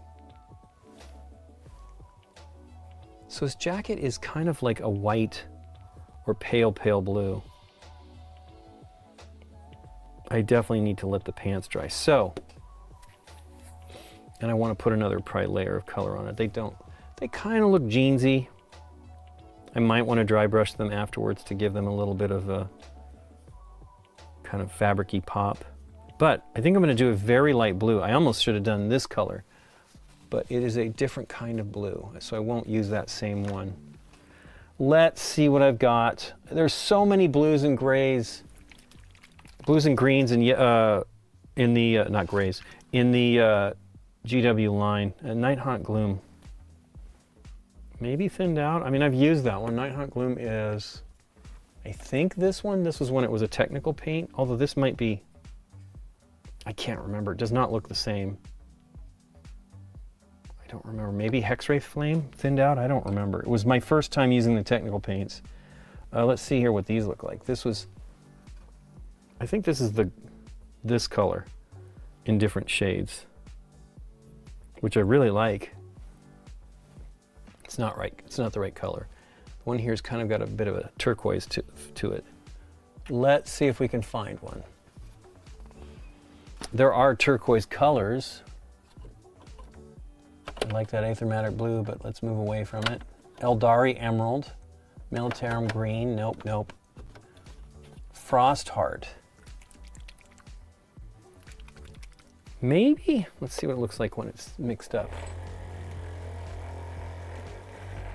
I definitely want to try the speed paint metallics. I watched Vincent Venturella do a review of them, and he was mightily impressed, considering he has been my go-to source for metallics. I love these Vallejo metal color. I think that they have aluminum pigment, and I know they use aluminum pigments on those. And he was very, it's not the same as a metallic paint, but it's very good. And he was duly impressed because they had a tiny bit of the speed paint, contrast paint kind of action to them. Wow, look how long this is going to take a while to mix up. But I want to get that. I don't have the space. I mean, I have a lot of paints in front of me. Again, not enough standard acrylics. I have these old nitro ones that I've had for years. That's 16 or so of them, maybe 18. Yeah, a little more than that. 16, no, about 18. Oh no, there's 2 more up there. So 20 paints. That sounds like a standard paint line back in the day. They were Core, which still exists, but they don't do their paints anymore. And I might have been buying these on clearance. I don't remember. It'd been a while ago. Might have been, I don't know, Miniature Market or somebody. I don't feel like it would be Miniature Market though, but maybe. They do closeouts on stuff. But it would have been a long time ago. I don't even remember Miniature Market back that far back. So this is more of a blue, maybe not enough green. Drop the towel. Huh, I don't think that's it either. I know there's a turquoise here. Do I have it in the green section? Really should pull this out, but then I make a mess.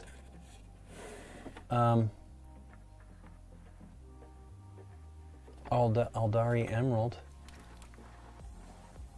Maybe? This is more along what I'm thinking, but I feel it's still a blue and not a green. Croxagore Scales, Aethermatic Blue, Briar Queen Chill. That's the color I think we used on the Briar Queen. We used the Briar Queen Chill. This was a technical paint and is now a contrast paint. So it's a little different, I think. I don't believe I have any of that stuff. Oh, I think I only have Night Haunt Gloom. So I feel it was one of these when these were technical paints. I still have these bottles. I think I bought these during the pandemic before they changed them out. Took forever to deliver. GW was getting just hammered because everybody was like, I'm going to paint, which is genius. Perfect thing to do. This is Pterodon Turquoise. Maybe this one, it seems very, very dark.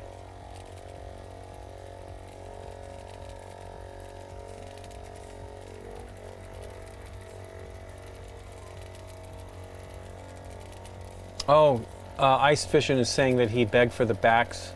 I had to just imagine that. I was very disappointed. At least they figured it out on season 2 to give us that, because I want them to look like they, they should look in comic terms. And so I just winged it on all of the early ones, and it's a downer. There's plenty that had a lot of stuff going on that I just had no idea. I'm very happy that they're doing both front and back now. Let's see, is his pants dry yet? They're getting pretty dry. I really love these though. I'm happy to hear that there is a little bit of a delay in the upcoming next batch of them being shipped.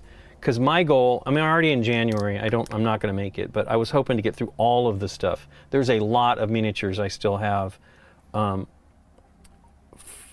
the Kickstarters, and I still have many more. And I've agreed to paint some of my friends because I'm like, I'm doing them. You might as well send me the stuff, and I'll do them at the same time. Yeah, see how there's got some crust on here from the previous fill of it. Now it mostly, so there you see it comes right off because it's silicone, right? It doesn't really stick. The downer is it's very flaky. Contrast paints are way flakier. I have not tried the speed paints in here yet, but I really like using it. It's great and it's quick enough to clean. But yeah, it's just the static is where they hang on. Okay.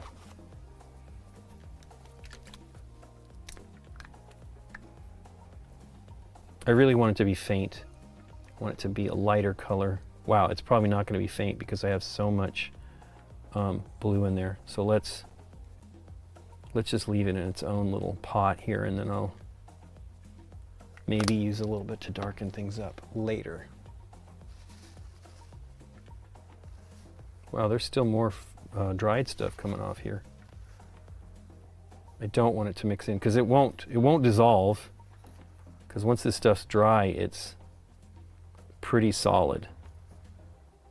Wow, that was one dab of it from the other fidget pop. Might not be enough paint. Okay. Wow, I did not clean this. Make sure you clean your brushes.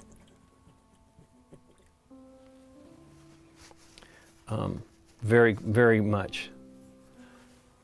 I think I can get away with doing a good cleaning at the very end. I use this soap, the Masters. It's pretty good. This one's forever ago. It's almost empty. Has no barcode. The newer one I bought semi-recently. And this isn't even that recent because it's a much squatter little bottle, jar. So you don't need as much as height because it's not really that important. They do a great job of cleaning the brush, and but you can see it's gotten close to the ferrule. Let me just do a little quick clean. Might be too wet, right? That's part of the issue is when the brush is too moist, it lets the pigment get up to the ferrule. The ferrule is the metal part that holds the bristles in, and that will mess up your bristles where they start to spread apart. Like splay out so you don't have a point. You can fix that a little bit with like acrylic or denatured alcohol. What do they call that? I think that's what it's called. We can't get it in California anymore, so I just use regular alcohol. I'm not really certain what the difference is.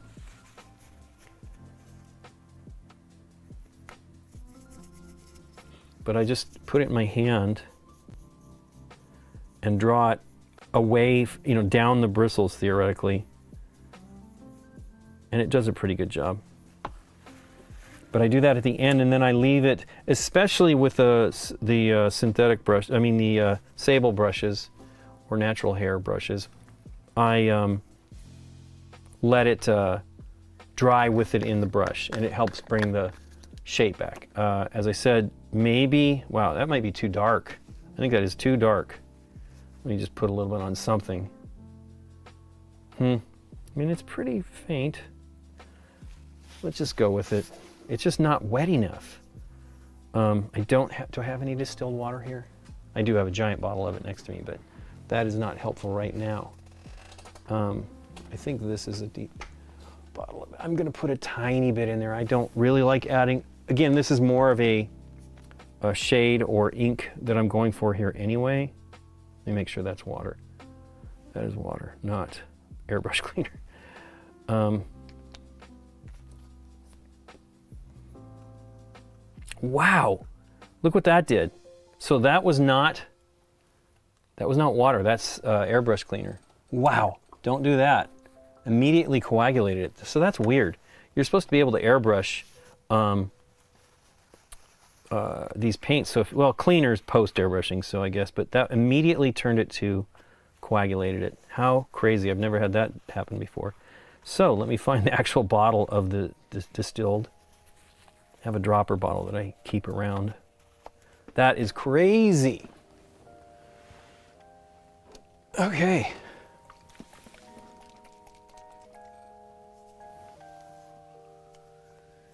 Wow, that was terrible.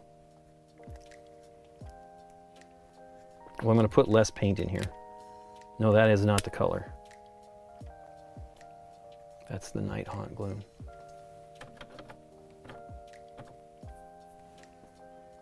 Peridot turquoise. Wow. Let me mix that again. I think I do have mixer beads in this. I've used this color before. Oh wait, this is the color right here, right? So let's put a little bit of the contrast medium. I was like, oh, it's getting dry. Oh no, that is coagulating. So I usually actually add this first and then keep adding the color. It's way better and you don't have too much paint. If you go the other direction, you end up having to thin it a lot. And now I did this the last time here before, but once again, I'm gonna do it correctly. You get you can get to your color, you can inch up on it a little bit better than you can if you go the other direction, where you end up having a giant amount of the paint and you don't even need it all. Okay, so a little more. And then I'm gonna put a little bit of distilled water in there. Now distilled water doesn't have any other minerals or anything in it but water. So theoretically that's a good way to go. Boy, I'll tell you, that was shocking. I need to label these bottles. Come on, drop off there. There we go. I don't love to do this on contrast paints, but since this is going to be more of a wash or a shade, it should be fine. Let's see what we get. It's okay.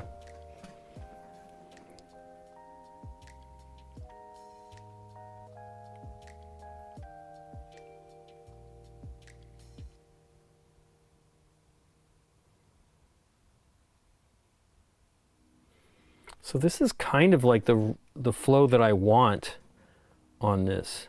Sometimes I feel that they are too, I just got a little bit on the arms, which is not good because that will be red. Now it won't be too big of a deal because you are, I am going to do some stuff to make those webbing details pop a little bit. Now they have a dark thing going on here, right here. I don't know what that is, but it won't really matter too much because it's much darker than this color. I always like to work from light to dark as well so that you get a, come on, foci. You get more of more control. Number one thing you really need is the control of the color. And I find going the other direction, I end up making more of a mess than I prefer.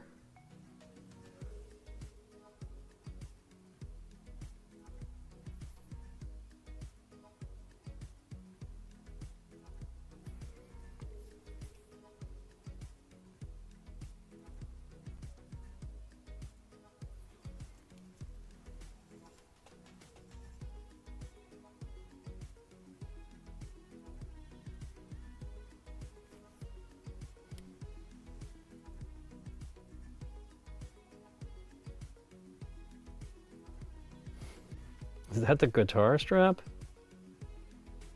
I guess so.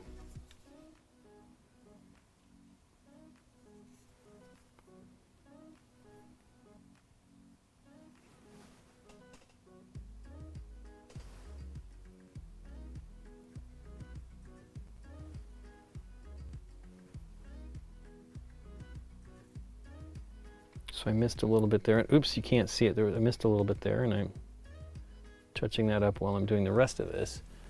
So that slows down how soon I can get back to that color.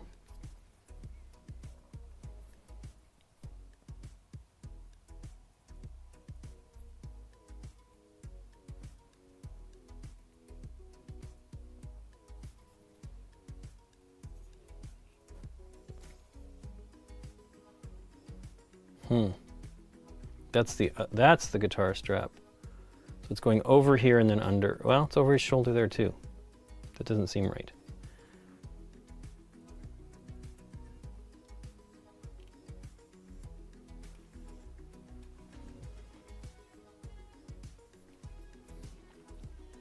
Focus. I think you got paint on the display here. Not a good deal. Not sure how I would have done that.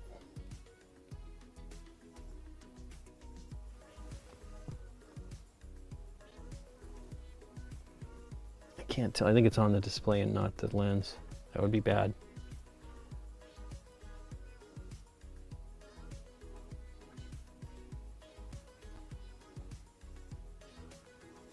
It's one reason why I don't really like to airbrush inside. I tend to have terrible things like that happen too much.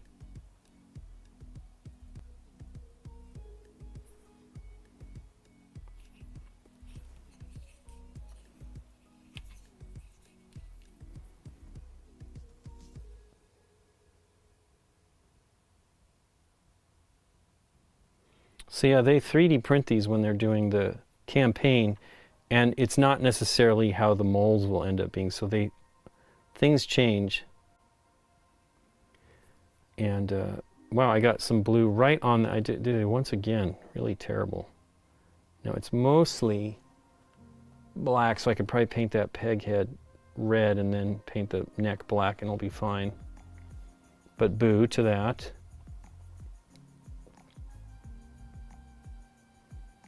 I also like to work inside out. So now I'm going to have to deal with this strap in here and maybe get it on other stuff. Now it's darker, so one of the things you can do to protect yourself is actually put varnish on before you do the next layer, so that you could potentially get it off if you're quick enough, because it won't dry and stick as much to the varnish.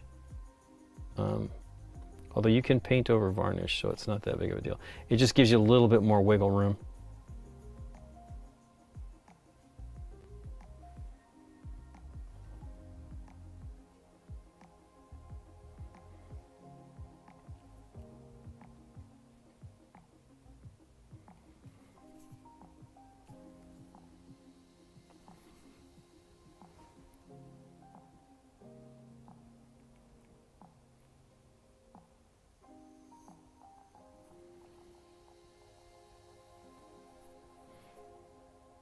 Now, you don't have to go crazy getting underneath and stuff here, because you're never going to see that. Now, I'm just going crazy. I'm a lunatic. I like to try to do as much as I can just for my own sake, but nobody is going to turn it upside down and look at it. Only you. So it's not that critical. Now, I've gotten up to the guitar strap, so I think I'm okay. Don't know what's going on. I guess that's supposed to be the metal. It's the leather strap curling, and then there's a, oops, you can't see it. There's a little bit of a metal connection point there that they use for the guitar strap.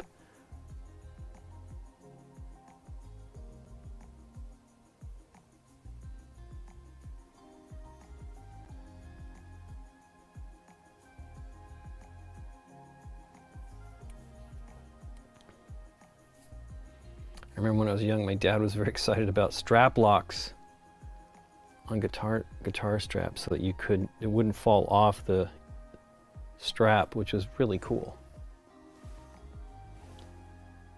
It's interesting, the webbing on these don't look so intense. There are some highlights going on there.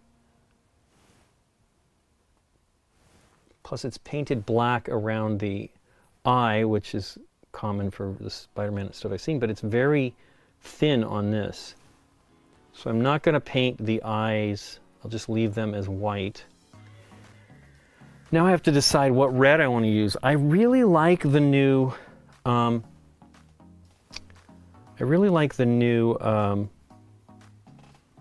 red, but it is a straight color. I used it on, I don't think I have it over here, or do I? I did, Daredevil. Daredevil, I just used that color. And this is the shading of the paint that gives you all that shading, so you can see how it doesn't change as you tilt it. But it's really amazing, and that color's great, so I probably will go with that. When I did some of the other Spider-Man stuff, that color didn't exist yet. As a matter of fact, I'm not even sure how much Spider-Man. I've done a few, because there were, in the first set, the stretch goals box, there were some other Spider-Man characters. See, now look, it's getting into the ferrule. Now, I don't think it'll be too bad, but it's a bummer. Like, it's already, like, this is a new brush, basically. This is probably the second time I've used it.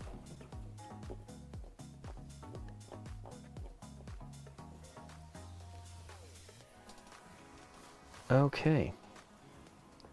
So red. Now this red, I don't necessarily need to mix it a lot. There's probably, it's a single pigment color, meaning there are no, this is definitely more of a shade than it is a contrast paint, even though it is a contrast paint. So it's probably thicker than a shade. I'm sure it is.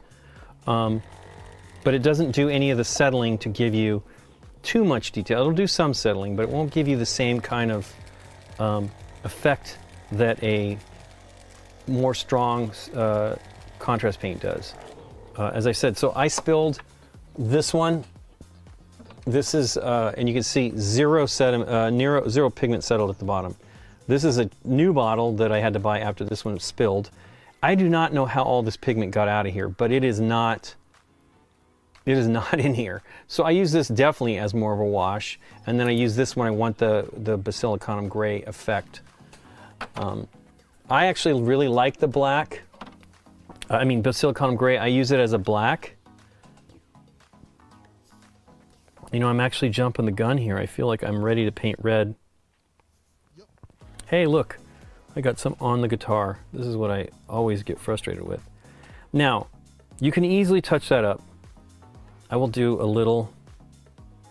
Let me first see if a toothpick will get some water and I'll take it off.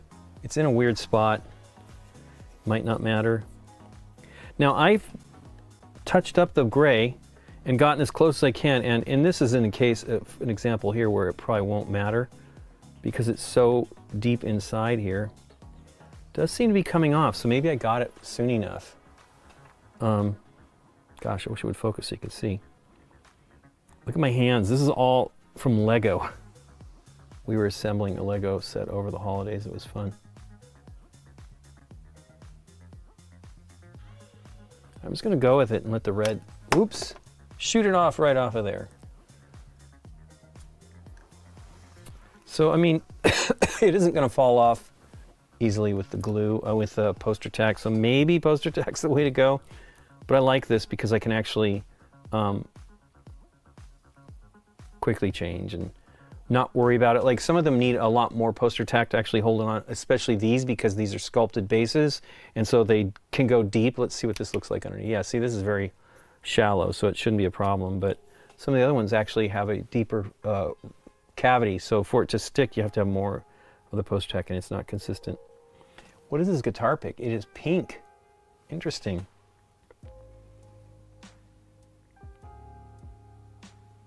So let's see if I can, I have some white. I can do that while the rest of this is drying. It seems to be drying pretty quickly. There's still a big rivulet of in the seam here of the blue. So I don't want to touch that. I actually can do this. Let's do this, might as well right now. It'll make it look a little bit more like what I want. Now they have some really fantastic shading on their miniatures and they have like a lot of OSL object source lighting kind of things going on. Or just effects, you know, they decided that they want it to be like blue. I am not good at that. And the only way I'm going to get better at it is to actually do it. But I just, for these, I want these to be fast and fun.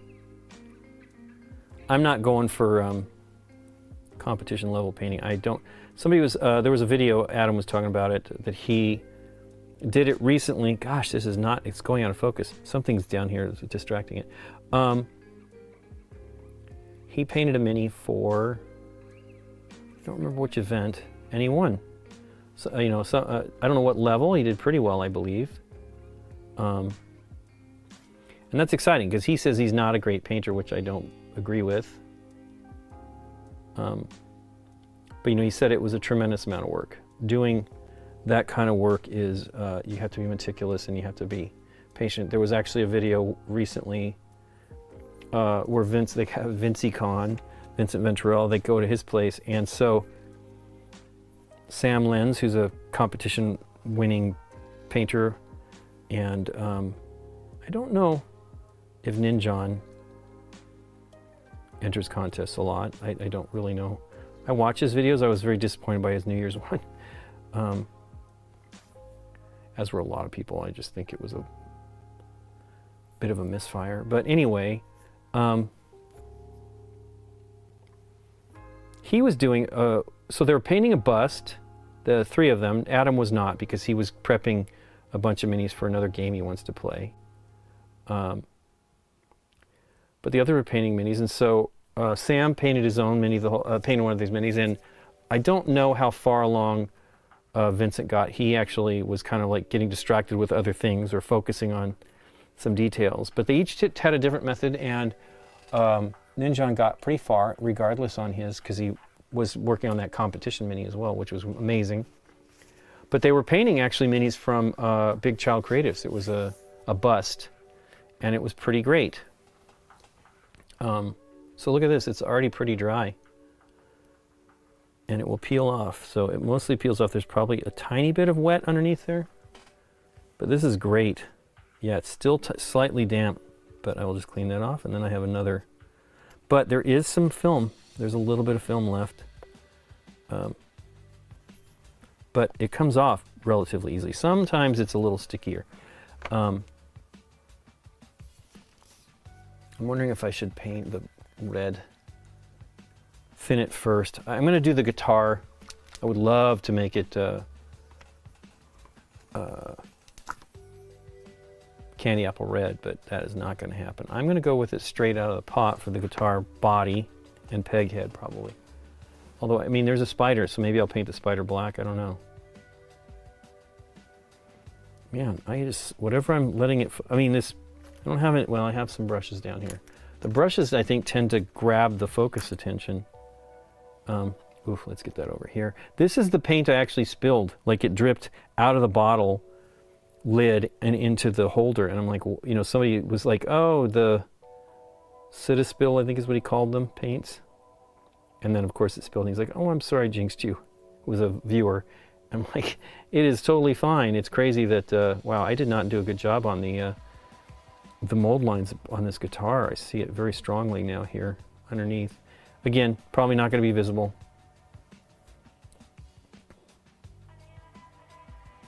Wow, focus on this.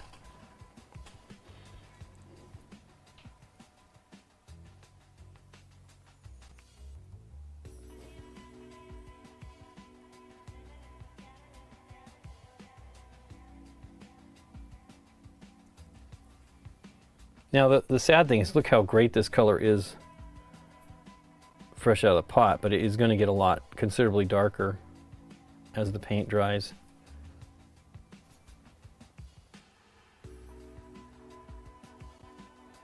Now the way I work on these, since it's very hard to like focus on a portion of the guitar, I go to the edges, you know, because you know you want to work with wet edges on this stuff. But I go to the edge of the guitar, and I feel that once it dries, I got it on the guitar, the amp. Let's just get that off of there.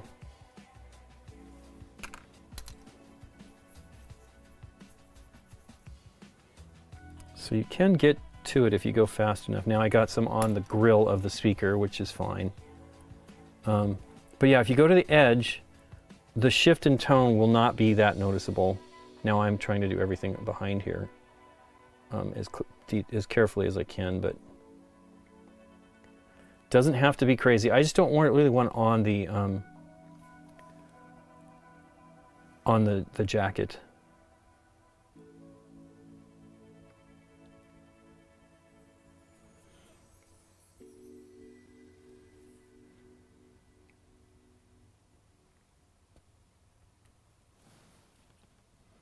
It's 3 strings on this, so it's 6 tuners and 3 strings.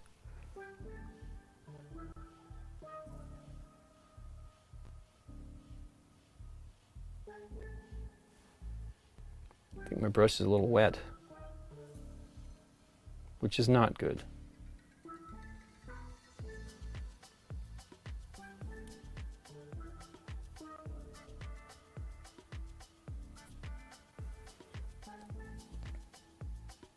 It's weird, a piece of, you can see it here, a piece of the dried paint came out of the lid. This is one of the reasons why the Citadel pots are not great. And it makes me nervous to, I've only ever airbrushed it a couple of times, and people really love them as airbrush paints.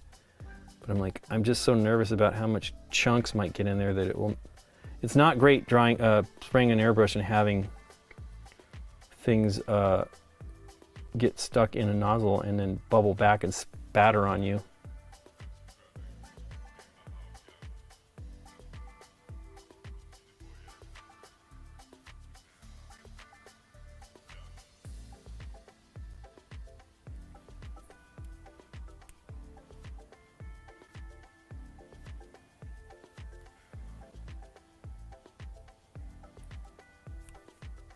So there's a bunch of guitar here. I'll probably do a little bit of it that might be visible under the leg, but I'm not going to do much more because I'm sure I'll mess it up. I mean, I'll probably touch things I don't want to touch, and the red is strong.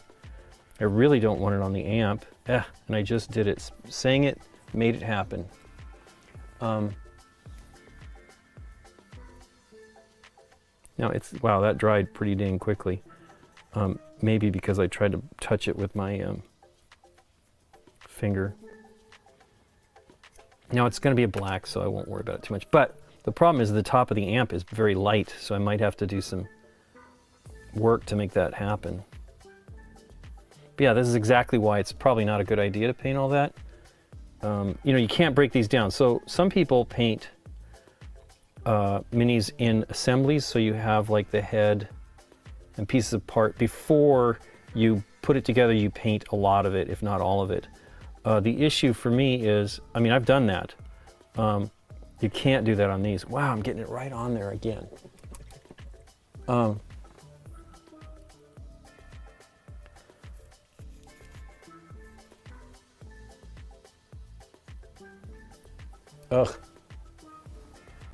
Also, don't lick your brush. I just licked my brush, but it is not a good idea. I try not to do that. I've never really been a fan of it, but I'm like in a huge rush, I will do that. And you have no idea what even though they say they're not toxic, there's all kinds of stuff in these paints that you probably should not ingest. You know what, I'm going to do a smaller brush just for this detail.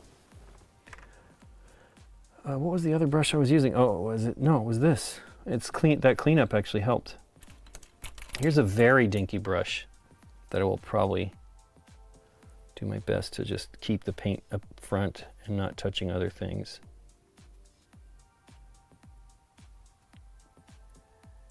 This is silly. All I'm doing is asking for trouble. Now I still have red on there from that.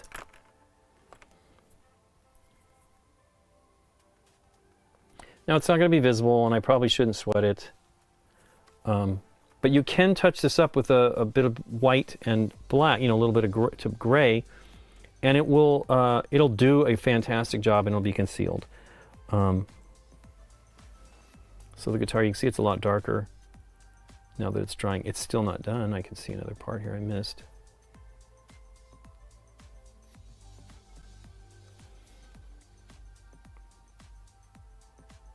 So I guess we'll do the peg head. It is blue up here already, but wow, don't get it on the turning pegs. I'm gonna just paint this whole thing red and then try to pick out the black spider.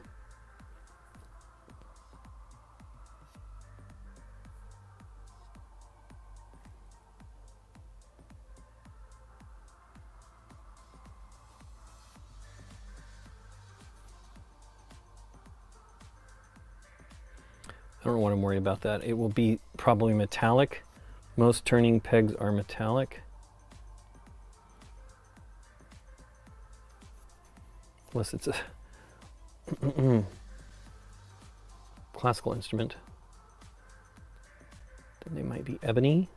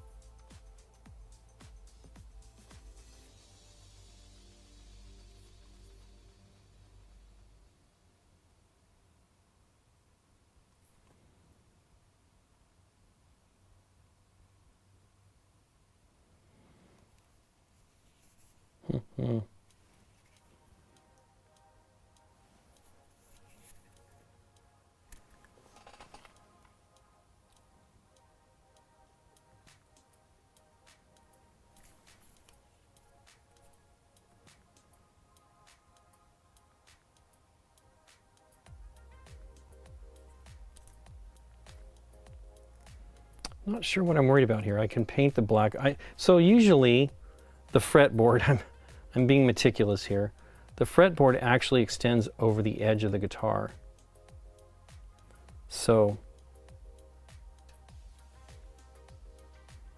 I'm going to try to do that, but on this inside edge, I think I will just go for it and then paint the black as best I can. I set it up over here so that it has this edge, the top edge, but maybe not for this bottom edge. Might be a challenge.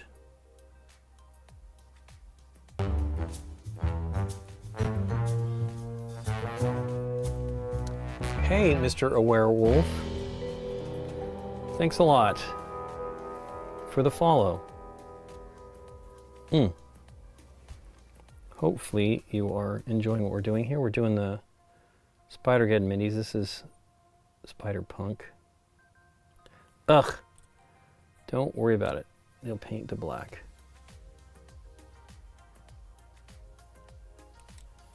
So when I did Ant-Man in the original set, I was really happy that I actually remembered as I'm painting it that quarters are copper in the middle, or at least a mix of copper, so it may not be pure. So I painted the edge copper. I was like, oh, I forgot all about that. That's great, I remembered it.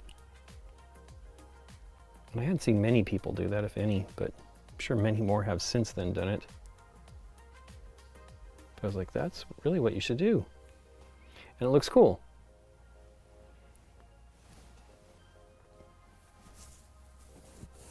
Am I painting a bard? No, I am painting, I guess he's a bard. This is Spider-Punk. It is part of the Marvel United miniatures. And it's funny, where do the strings go once it reaches the peg head? Whatever. And it's pretty awesome. So I think I'm going to go with the same red now as the Spider-Man. You can see this is a little darker. Wow, I really got that red everywhere. I got it on the pants too. Yipes. Let's see if I can darken that up so you can't see it. That is silly. I mean, this is what you get for trying to do this stuff inside there. Now it's probably enough red that it'll just look like a shadow. That's pretty terrible though. It kind of looks like Marty McFly. Okay. Thanks, Archangel. Let me see if I can do the red of his shoes. I've clicked away from it. I know there's some red highlights on his shoes. Looks like the laces are red. Awesome. Okay, so let's go for it.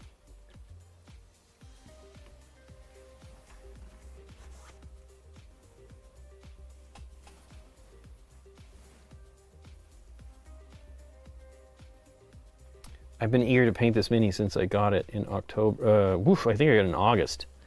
And I hadn't painted any of these. Or no, not any, but I hadn't painted a lot of these. So it looks like, it really does kind of look like Marty McFly. Soles are white. I'm not sure about that.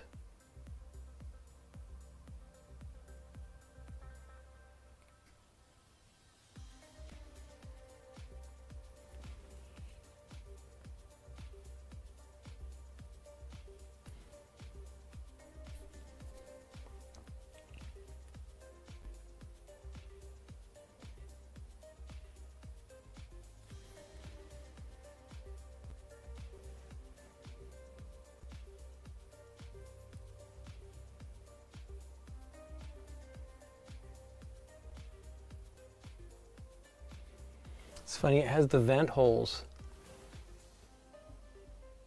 on the sides that Chuck Taylor, is that what they were? I've only ever had those a couple of times in my life. Not enough insole.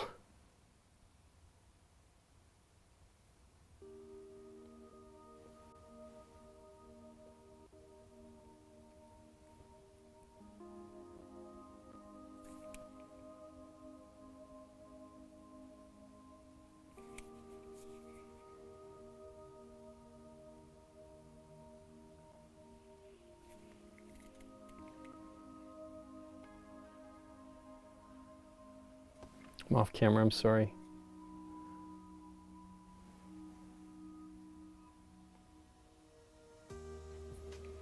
It's pretty good. So let's do the laces as best I can. It's a little bit taller on that than it actually is sculpted.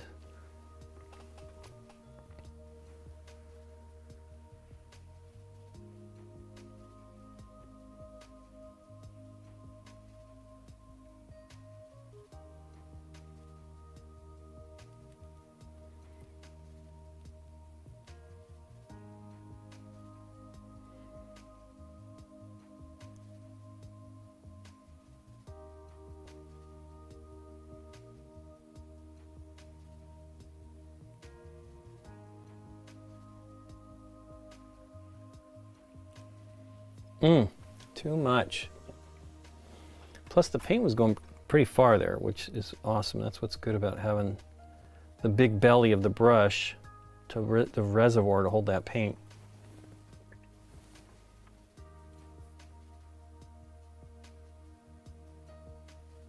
So now I have to wait for that to dry. See if I can dry it up with the brush here. That'll be fine.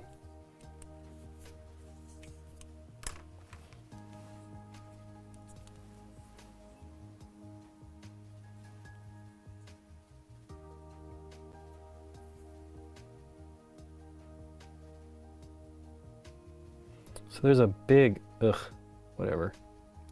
There's a big mold line on the middle of that shoe, which I missed.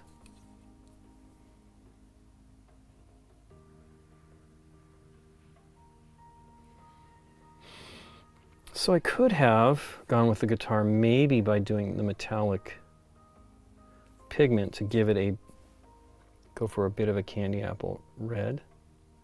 I could paint, I don't feel the pigment, I mean you don't want it to be too big because it's a miniature, but candy apple red has, it's a metal flake kind of a thing. I really love it, but I've never tried to paint it. I saw there was a pretty cool video on YouTube, which I didn't watch yet. It's been a while since I looked it up. On doing a candy apple red, probably for like a car or something. That would be awesome though. I think I saw Barbados Rex doing something like that, but not necessarily a candy apple red. Okay, other shoe, darker. Now this one's kicked up in the air, so I'm not even sure what else is going on there. It's mostly, so they did a little bit of white. They did some nice shading on it. Maybe I will go for some of that. Maybe just a little bit of stuff to pop the, like the little, on Chuck Taylor's, it's an eyelet. Okay.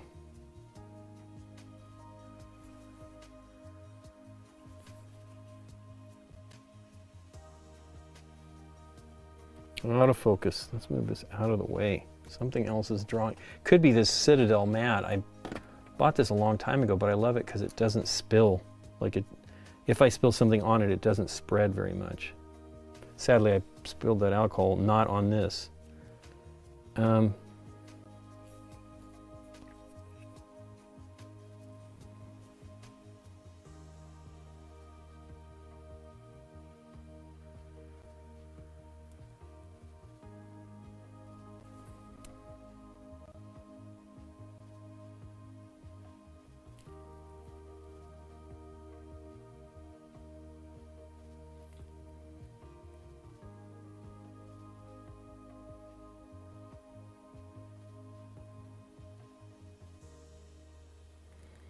Cool. Again, it's a little, I had to go for a little thicker than, you know, the band is a little thicker because I did it on the other one. I'd like it to match. I can't seem to get to this edge. There we go. I'm trying to inch up on it, sneak up on it.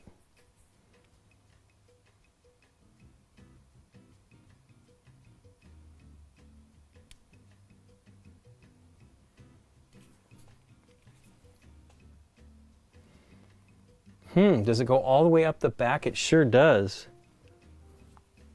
I did not see that on this. Sure gets dark.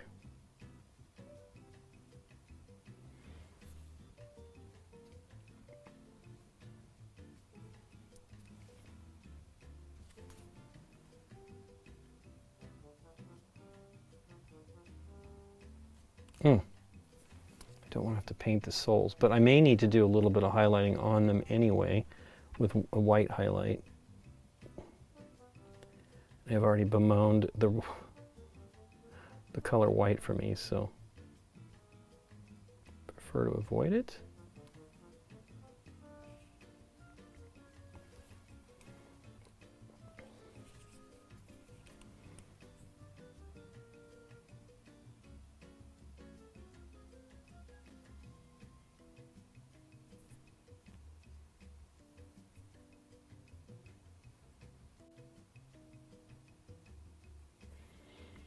I am probably going to have to do some white touch-up to give it some bright stuff going on here.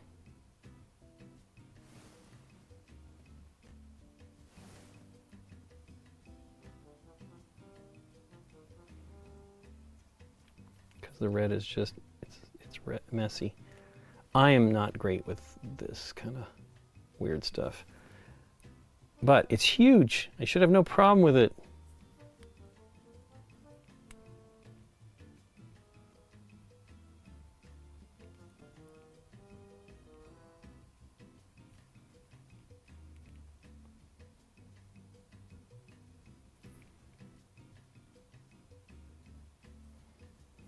Okay, I don't think I can see another lace, so there we go on that one.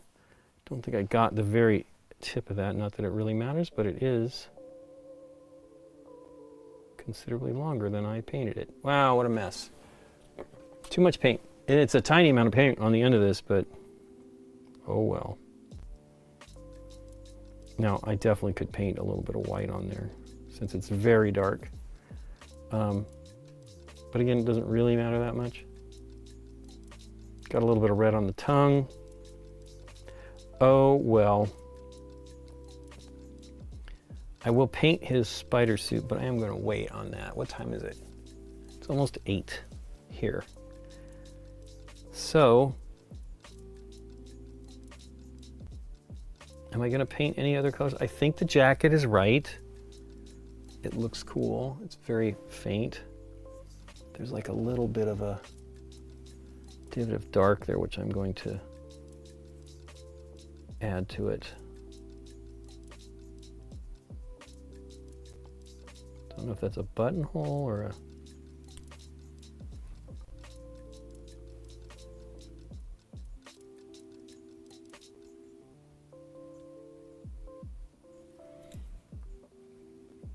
Cool. Woof. Too dark, but it'll be fine.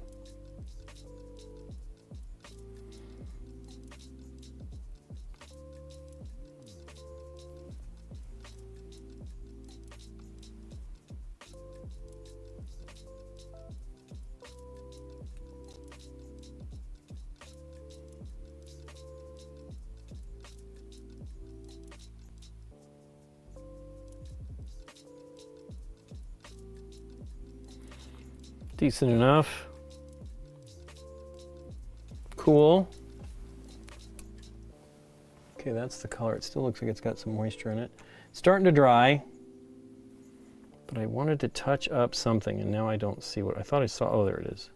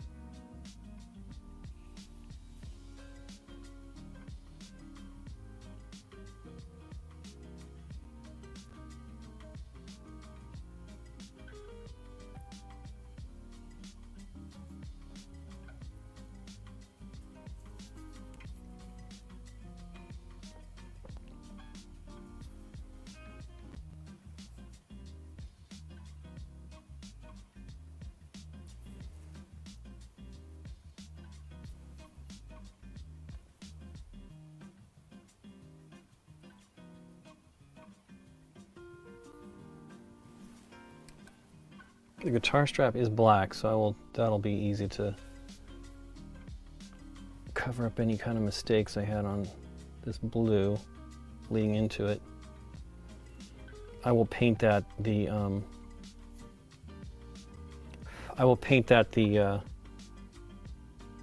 gosh, I really want to do the red on his head.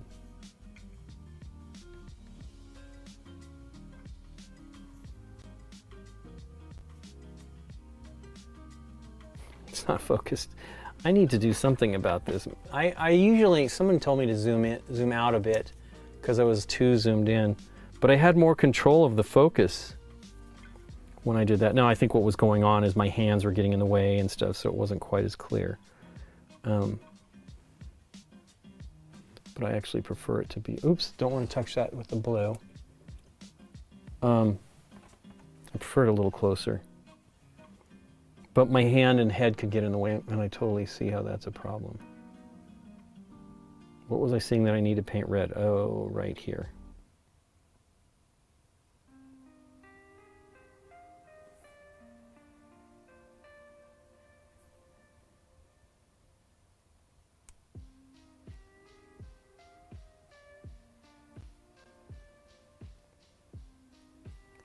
Cool. So I could paint the black, and then I'm just going to try to highlight with the edges of the guitar strings with metal color, and I think I'll leave the pickups. They have them black. I guess maybe I'll paint them black. The pickups, I would generally do them white, because that's a common one for this type. I mean, this is more like an SG, I don't know. I don't know a lot about guitars. My family was, my brother was a musician. My brother is a musician, and my dad was. So I know some. I have a couple guitars. I got one of my dad's when my brother gave to me after my dad passed. He got all the guitars because he is a guitar player. And I would love to, goodness gracious, I don't think these colors are in the right order.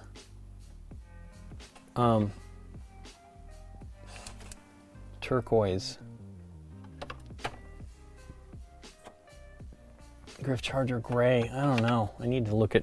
It's nice when the paint company has them in an array, so you can get used to the color mix. I don't know. This is, ooh, look at that. See, not sealed. And you know what? I did not put more paint on Penny Parker, so let me do that if it's still wet. She's very gray. Penny Parker. I'm sorry, Archangel, I didn't see that earlier. If you're still there, I definitely would recommend speed paints. Speed paints and contrast paints are great. They're a good way to get nice results. Now, you have to have some brush control because you don't want them to touch. But like I was saying earlier, if you overgo it, just a little bit of gray, you know, white and black to be a gray over it will give you enough coverage to be able to fix that mistake. I will do that on this amplifier here, but I really like them. It's why I keep recommending this. It's a good way to get started and get some pretty great results. I mean, now I you know, Zenithal highlighted him, but look how cool his jacket looks. It's already pretty. Oh, that's the guitar strap. I'm a knucklehead. But I mean, I think you get really good results right off the bat. And the pants blues are weird for me. They're not horrible. I think I did okay on those capes. I think I showed one earlier that was not so great, but let's see this one. This one's pretty good. And you know, this was essentially one coat of blue. I think I used one of those blues that I like a lot, which was probably Asuraman blue. Hey, that's the call mom thing. So, I mean, I'm sorry, it's got some water on it now. Come on, come off. But you can see the shading. It drops in there. It looks really good. And I don't need to do shading. You can do more on top of that. You could come over it with a lighter color. I mean, those are all things you can do once you get better. Now, look, I actually painted this by hand with the contrast paints and did a nice job. That's like a little dollop of one of the reds for the gem. He's got one on his forehead, on his like strap around his forehead. So I think you can do really good stuff. Now you can see I went in and did some highlights on this tabard or whatever his skirt, because I like using Basilicanum gray as a black because black is never black to me. This is just art school stuff talk, and you can do whatever the heck you want, but I feel like leather tends to be a little darker, but it's not really black either. It's a very dark gray, and that's because of the highlighting and stuff, not because it's not black, but like light interplay on that surface just ends up making it look a dark gray to me. And I feel it kind of pulls you out on some of this stuff if it's too strong. Yeah, this is cool. No, I need to strip my initial works. Okay, now. Okay, well, I don't feel, unless it's something truly that you want to redo. I use that LA's Totally Awesome to strip minis. Now, it's great stuff. It's right here. This is a new bottle that I've never opened. I tend to not strip stuff. This is like 99 cents or $1.29 at one of the dollar type stores. It really takes the paint off. The thing is, you need to, you can see it already took some of the color off there. I had a tiny bit of it. You have to really clean it. Once you've done it, you have to really clean it so that it's not on the miniature, because it will screw up with your finish after the fact. And so, but I have not changed. I mean, so this is not my earliest miniatures, but this is a mini I painted 20 some years ago. It's dusty, but it's okay. And I like keeping it because I just like to see how I've evolved. Now, ultimately, I don't think I've evolved that much, because I think this is pretty good. Looks like I got something on his shoulder there.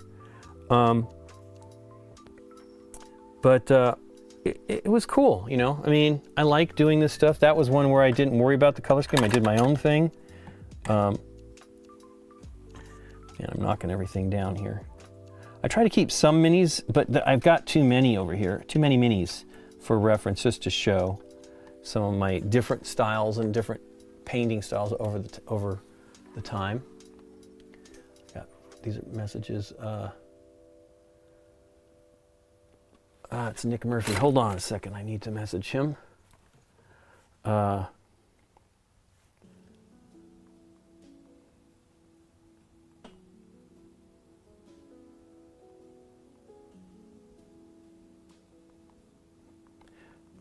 But I don't, unless it's some miniature that you really need. I don't know if you're not bothering me with the questions.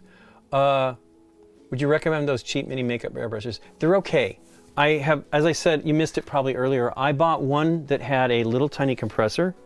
This is a battery rechargeable compressor. It does a really good job. I think the compressor is a little better than the airbrush that came with it. But if you're doing zenithal highlighting, you're going to get a good job out of that. So, I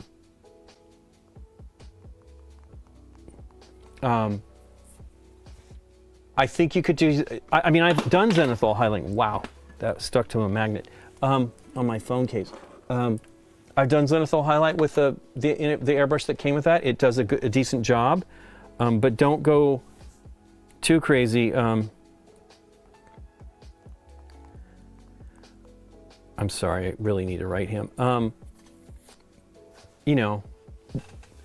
It's worth doing the zenithal highlight with an airbrush, and I think you could do a good job with a basic airbrush. You just need to know that it's not going to be super easy to clean. It'll be okay, and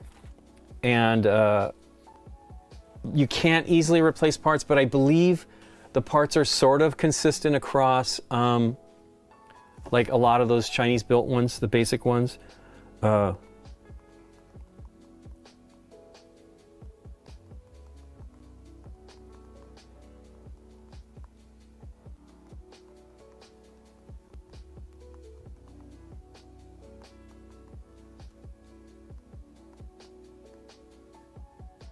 Sorry, I have to get a game to Nick.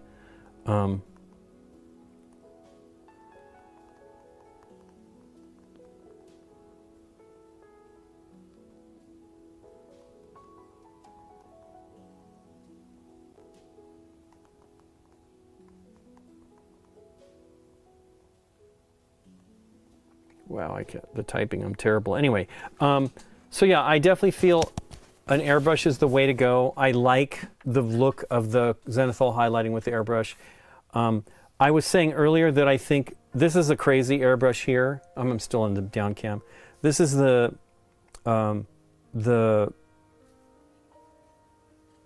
Squidmar airbrush from Harder Steam Bake. There is a this is a limited edition. I just decided to go. I don't like gold and stuff like that, but I just wanted to have one that was sort of like this. And I like Squidmar stuff. I don't watch him as much as I used to, but I'll support him. But the chromium one is 95 euros. It will be in the United States. It'll probably be roughly that price, maybe 100. This is a very good airbrush. I almost feel like, and it's designed to help you. So you'll see here you can't pull the needle back.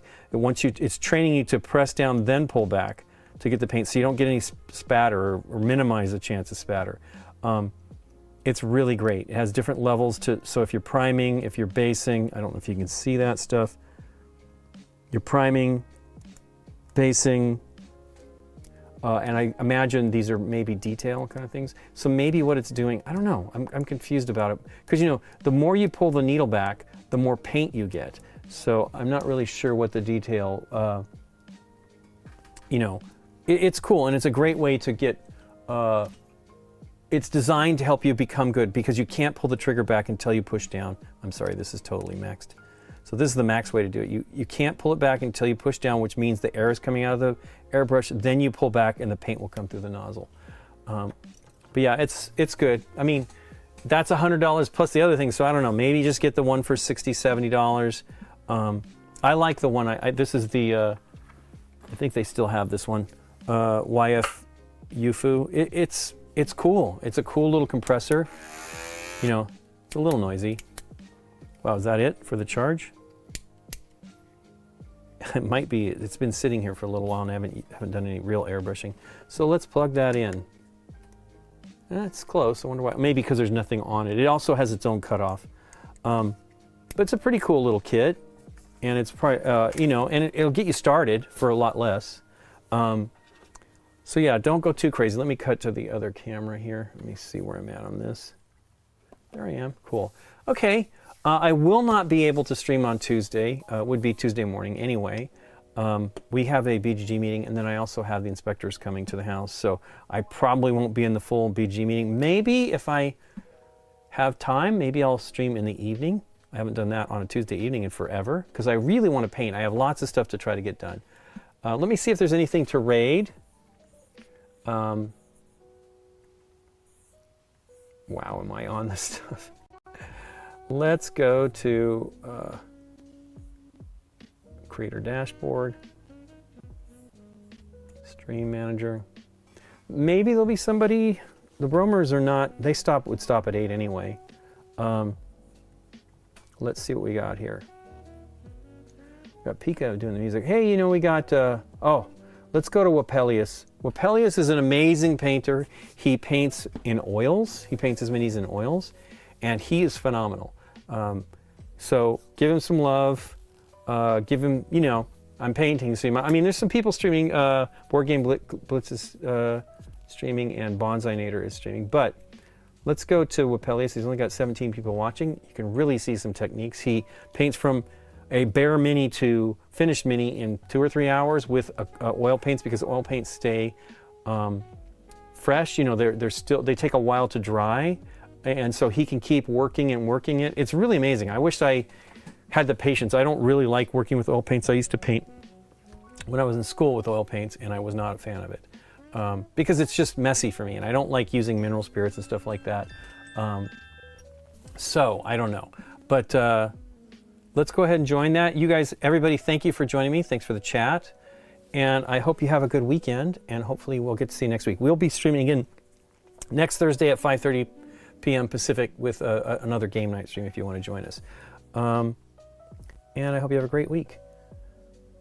Let's see. Now, YouTube, you won't be able to join. You have to go to Twitch to do that, but it was also awful nice for you all to join me there. And I wish that the raids would do that. It's pretty awesome. Anyway, everybody take care, and have a great weekend. Bye, everybody. This is the part that makes it difficult. I can't kill both streams at the same time. Everybody, come on, open up. There we go. Bye, everybody. Take care.